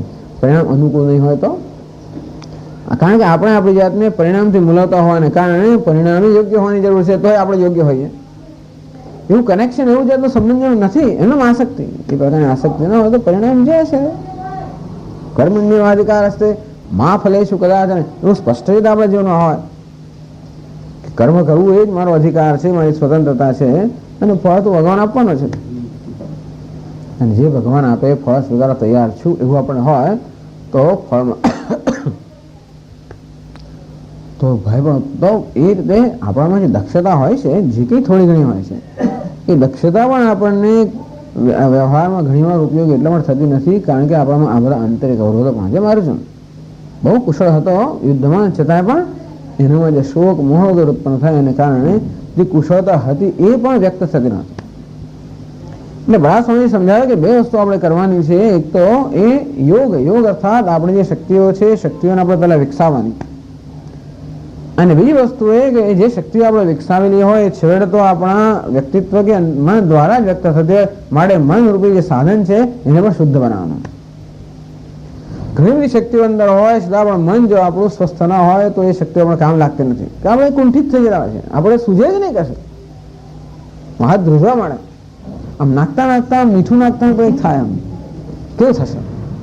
સ્વામીને કેવું લાગશે? પેલું પછી સ્વામીની માટે કરવાનું આવે, પેલા બડા સ્વામી આવી ગયા તો આમ થાય. પછી આપતા આમ થાય ને પેલા જરા જ આમ પડી જાય ને પડવાની જગ્યા પડે નહીં, પેલા કે મૂકો તો મુકાય નહીં, ના મૂકો તો આમ ઢગલા થઈ જાય વગેરે વગેરે. ટૂંકમાં એવું નથી કે આપણે કંઈ પીરસી શકતા નથી હોતા કે કંઈ નથી કરી શકતા હોતા. આપણે સ્વસ્થ હોય તો બહુ સારી રીતે કરી શકતા હોઈએ, પરંતુ કહેવાનો ભાવ એ છે કે આપણામાં જે શક્તિઓ કે કુશળતાઓ છે એ પણ ઘણીવાર કુંઠિત થઈ જતી હોય છે આવા આંતરિક અવરોધોને કારણે. એ પણ એનામાં નથી. અને ઉપરથી જેણે પોતાની કુશળતાઓને બરાબર વિકસાવેલી છે બંને રીતે. હવે જો અર્થ કરવો હોય તો ઘણા મહાત્માઓ આવો અર્થ નથી પણ કરતા.